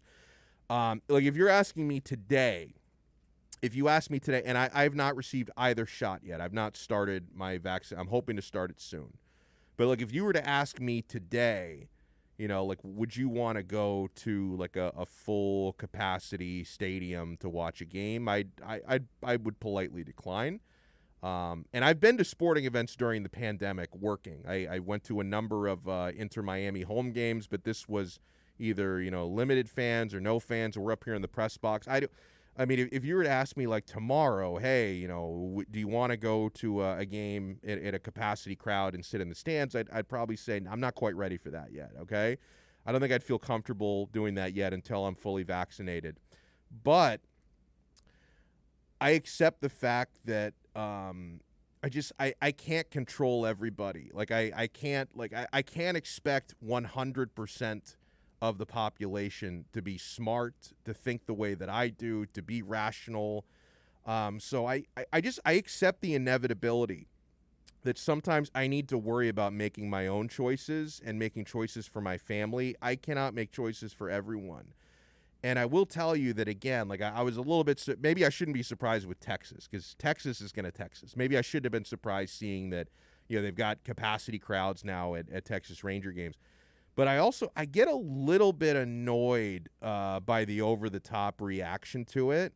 Maybe I just follow the wrong people on Twitter and Facebook, but I see so many of what I call outrage vampires. I call them outrage vampires because we all have them in our life. Maybe you're one of them, right? But we all know these outrage vampires, and I call them that because putting down others to declare their moral superiority, that's lifeblood to these people. Like, they feast off of it. It makes them feel so good about themselves to just complain about everybody else. You know, you see these outrage vampires on social media every day. Some people I consider good friends of mine, and I'm a really chill, laid back dude. Like, I don't define my friendships with people based on, like, trivial things. Like, I have some friends on the very far left. I have some people that are maybe uncomfortably far right in my life, and I kind of take the yin with the yang with people. They really put an emphasis, these outrage vampires, on judging others to make themselves feel good. Like, you see people who comment, when you get some of these videos of the capacity crowd at the Rangers game, people are like, oh my God, they're going to kill everybody. This is a super spreader event. You know, these people should be put in prison. You see stuff like that. Now, for me, I like to try and take a glass half full approach. I sincerely hope that the crowd in Arlington yesterday does not create a super spreader event, whereas the outrage vampires want it to do that. Like, they want a super spreader event so they can say, I told you so, from the top of their lungs. I hope, and again, like, I can't control Texas. Like, I'm not ready to go into a 38,000 capacity crowd stadium yet. And in Texas, that seems to be a thing right now. People seem to want this to be some awful, horrific event so they can yell, I told you so, and point fingers. Like, I remember, back in the fall when Notre Dame students rushed the field after beating Clemson, and a lot of them, they're rushing on the field, they're not wearing masks, a lot of them, and the outrage vampires would share those photos, and they yelled, super spreader event. I mean, thankfully, at the end of the day, that didn't turn out to be a super spreader event, so dodged a bullet there, and I'm thankful. I remember when Disney World reopened, the outrage vampires were absolutely feasting. And thankfully, in reality, Disney World is actually doing a really damn good job with their safety protocols. They have not created a super spreader event. So all I'm saying is I hope for the best, okay? I wasn't at that game last night. So I mean, I know that there was a mask mandate at the stadium. I don't know how many people were actually following it. My hope would be, because, one thing, we know a lot more in venues about, cleanliness, the standards are different, air filters, hopefully social distancing was going on in some level there. I'm hoping that the protocols at the stadium were up to par where they can minimize the spread. I mean, what did you think, Alex, when you saw the photos and the videos? Because there are people all over the spectrum. Like I've seen some people say, "Oh, thank God, yeah, we need full stadiums everywhere," and then we have other people like, "Oh, they're going to kill everybody." I mean, it's tough, man. I mean, people love to comment on this. What was your reaction when you saw it? A little bit shocked as well, but Yeah. I was, I already knew about Globe Life Field. That's the name of the park that Texas Rangers play in Arlington. That news broke out a couple weeks ago that they were going to allow 100% capacity. I was still shocked about it, and then seeing the videos, just it was a bit alarming because we've been so used to the past, year and a half now, about like the dangers of this virus, and I'm not downplaying it at all. But at some point or another, things need to reopen again. I'm not saying at 100% capacity, especially at the magnitude of 40,000 people. Right. Like I think Texas skipped a few steps. Yeah, they skipped. They're a little bit ahead of the rest of us. If you compare it to Disney, that's a different animal on its own because Disney is a business at the end of the day. They need to remain open to make money, and they followed some steps in terms of capacity, distance, temperature checks, things that other large venues like baseball parks can follow these steps to assure fans a safer experience. Because watching those videos and seeing those pictures, I didn't even feel safe, and I wasn't there. You're like, I'm just watching on my computer. Yeah, my God. And I wasn't there. So me personally, I probably wouldn't have gone, even if it's at 100% capacity. Yeah, I'm with everyone you. come on down. I live with my grandparents, so that's a different story. But in general, have they been vaccinated yet? Yes, they're Good. vaccinated. I'm glad to hear that. But me personally, though, I'm okay with waiting a little bit more. Like I'm in no hurry whatsoever. But other people are different. Yeah, and if there's one thing you guys can take away on my thought on this is that, like, to me, it's not like going to that stadium is not a choice I would have made. At the end of the day, though, I would rather live in a country where people have that choice than live in China, where they could literally board people in their homes to keep them from going outside early in the pandemic. Like that, people were literally, were kept from leaving. And, I think I know that there's no perfect solution, right? Because if you take away everyone's freedom, then it's like, what's the point of even living? If you give people complete freedom, then yeah, you're gonna have idiots that make terrible choices and ruin it for people. But I don't know. I think out of those two, I'd probably rather live in the place where I have the choice. Because the way some people react to this, it's like, oh, all these people should be thrown in prison, and they shouldn't be even allowed to leave their homes. It's like, I don't know. We gotta find a middle ground somewhere, man. 844-416-8123. We'll wrap it up. We'll wrap up this episode of Man of the Match when we come back. Florida Panthers fans have a place to call home. Every Saturday morning, as Cats insider David Dwork will host Tripping the Cats Radio every Saturday at 10 a.m. Onside Radio is committed to all sports. Panthers fans can now connect every Saturday from 10 to 11 a.m. with David Dwork on the home for Panthers fans worldwide, onsideradio.com. The Man of the Match with South Florida's own Alex Donno. Weekdays 1 to 5 p.m. on the home for Inter Miami football. OnSideRadio.com. Look out, world, we're getting strong. The future's here and we belong. She can step, she can do more. Like build a rocket and watch it soar. Or clean the oceans and make the world a better place. Oh, she can step, so can you. Find a cure, invent something new. There's no challenge in the world that she can't face. She can STEM. Learn more at She Can STEM. A message brought to you by the Ad Council. Ashiro's work is never done. You care for the house, the kids, and our future. We're so grateful for all you do. Now it's time to care for yourself and save a little more for retirement.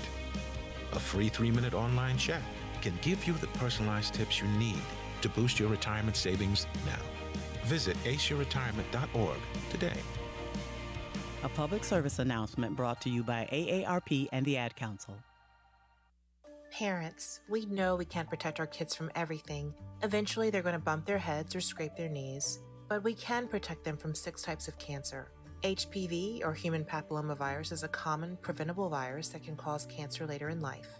The HPV vaccine prevents human papillomavirus and all the cancers it can cause.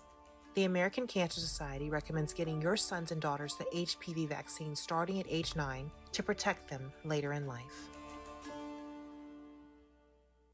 Join the Inter Miami family in 2021 by becoming a 2021 season ticket member. Enjoy enhanced access benefits and pricing not available to general fans. Visit intermiamicf.com/tickets for more information. You're listening to OnSideRadio.com. Catch up anytime by downloading the MyTuner Radio app. OnSideRadio.com, South Florida's true hometown station. You're listening to the station with more live and local sports talk than anyone else in South Florida. OnSideRadio.com, broadcasting from South Florida to the world. Welcome back to the Man of the Match with Alex Donno. You can reach out anytime on the Onside Sports Line, 888-441-4623. That's 888-441-4623.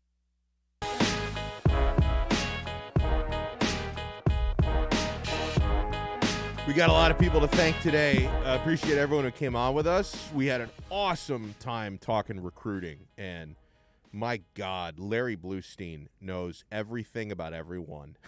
I mean, he was incredible. If you missed at 3:30, we had Larry Bluestein to talk Canes and recruiting, and he I don't think there's a single recruit for the class of 2022 that was not talked about. So you want to check it out on the podcast if you missed it. If you're a Canes fan or a recruiting enthusiast, Larry Bluestein is always a must-listen.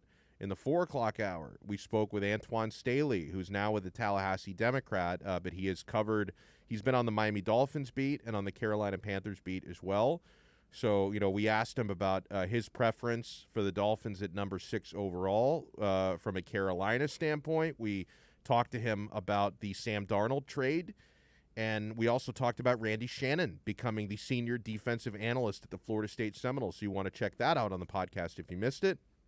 And earlier this hour, we had a fun Champions League conversation, talked a little soccer with our guy Kai Chen Chisholm from Kai's Corner, 10 a.m. to noon. So he was really good, and I'm pulling for Bayern. I'm not a big PSG guy, although I like Moise Kean, the Italian striker. You know what I realize? I always make fun of the American soccer bros who just root for American players on whatever team.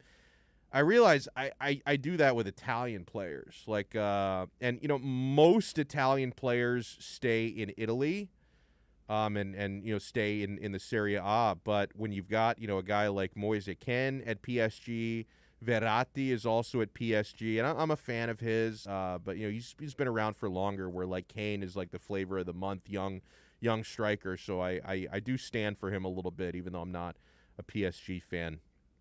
But yeah, I do. I realize that I'm a hypocrite because I make fun of the American soccer bros for just rooting for American players abroad. I do the same thing with Italian players. But Kai Chen Chisholm was awesome, and I'll be pulling for Bayern to beat PSG tomorrow in Champions League. And a huge thanks to Alex Aguirre for pulling all the right strings tonight, doing a great job here producing for us. He's been putting in the extra work because usually Tito does my first hour and Alex does the 4 and 5 o'clock hour. Tito's enjoying a little vacay this week, so Alex is he's putting in an extra shift throughout the week this week.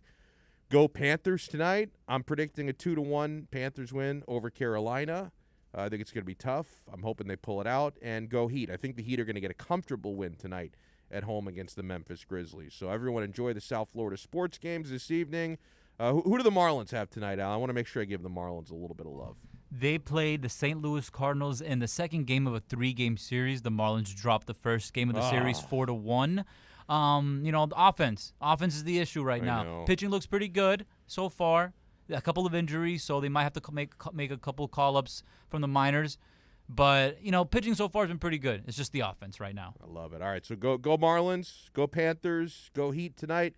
We'll talk to you guys again tomorrow, same time, 3 p.m. to 6 p.m. right here on the only locally owned sports station in South Florida. We are OnSideRadio.com.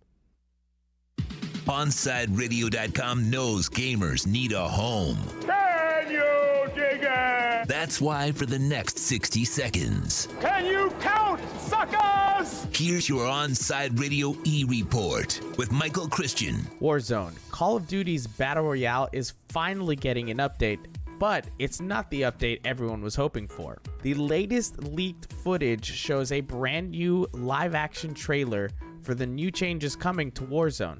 Specifically, the changes are going to take the map of Verdansk and move it back to the 1980s. A lot of players were hoping that it would be a new map entirely, however, it doesn't look like that's going to happen anytime soon. You can expect these changes to happen after a live in-game event that will take place April 22nd, and you don't want to miss it. Just make sure when you do, you have an AUG and an FFAR, because if you don't have those, you ain't got nothing. Stay in touch in the world of gaming with the On-Side Radio E-Report. You're listening to the flagship station of Inter Miami CF.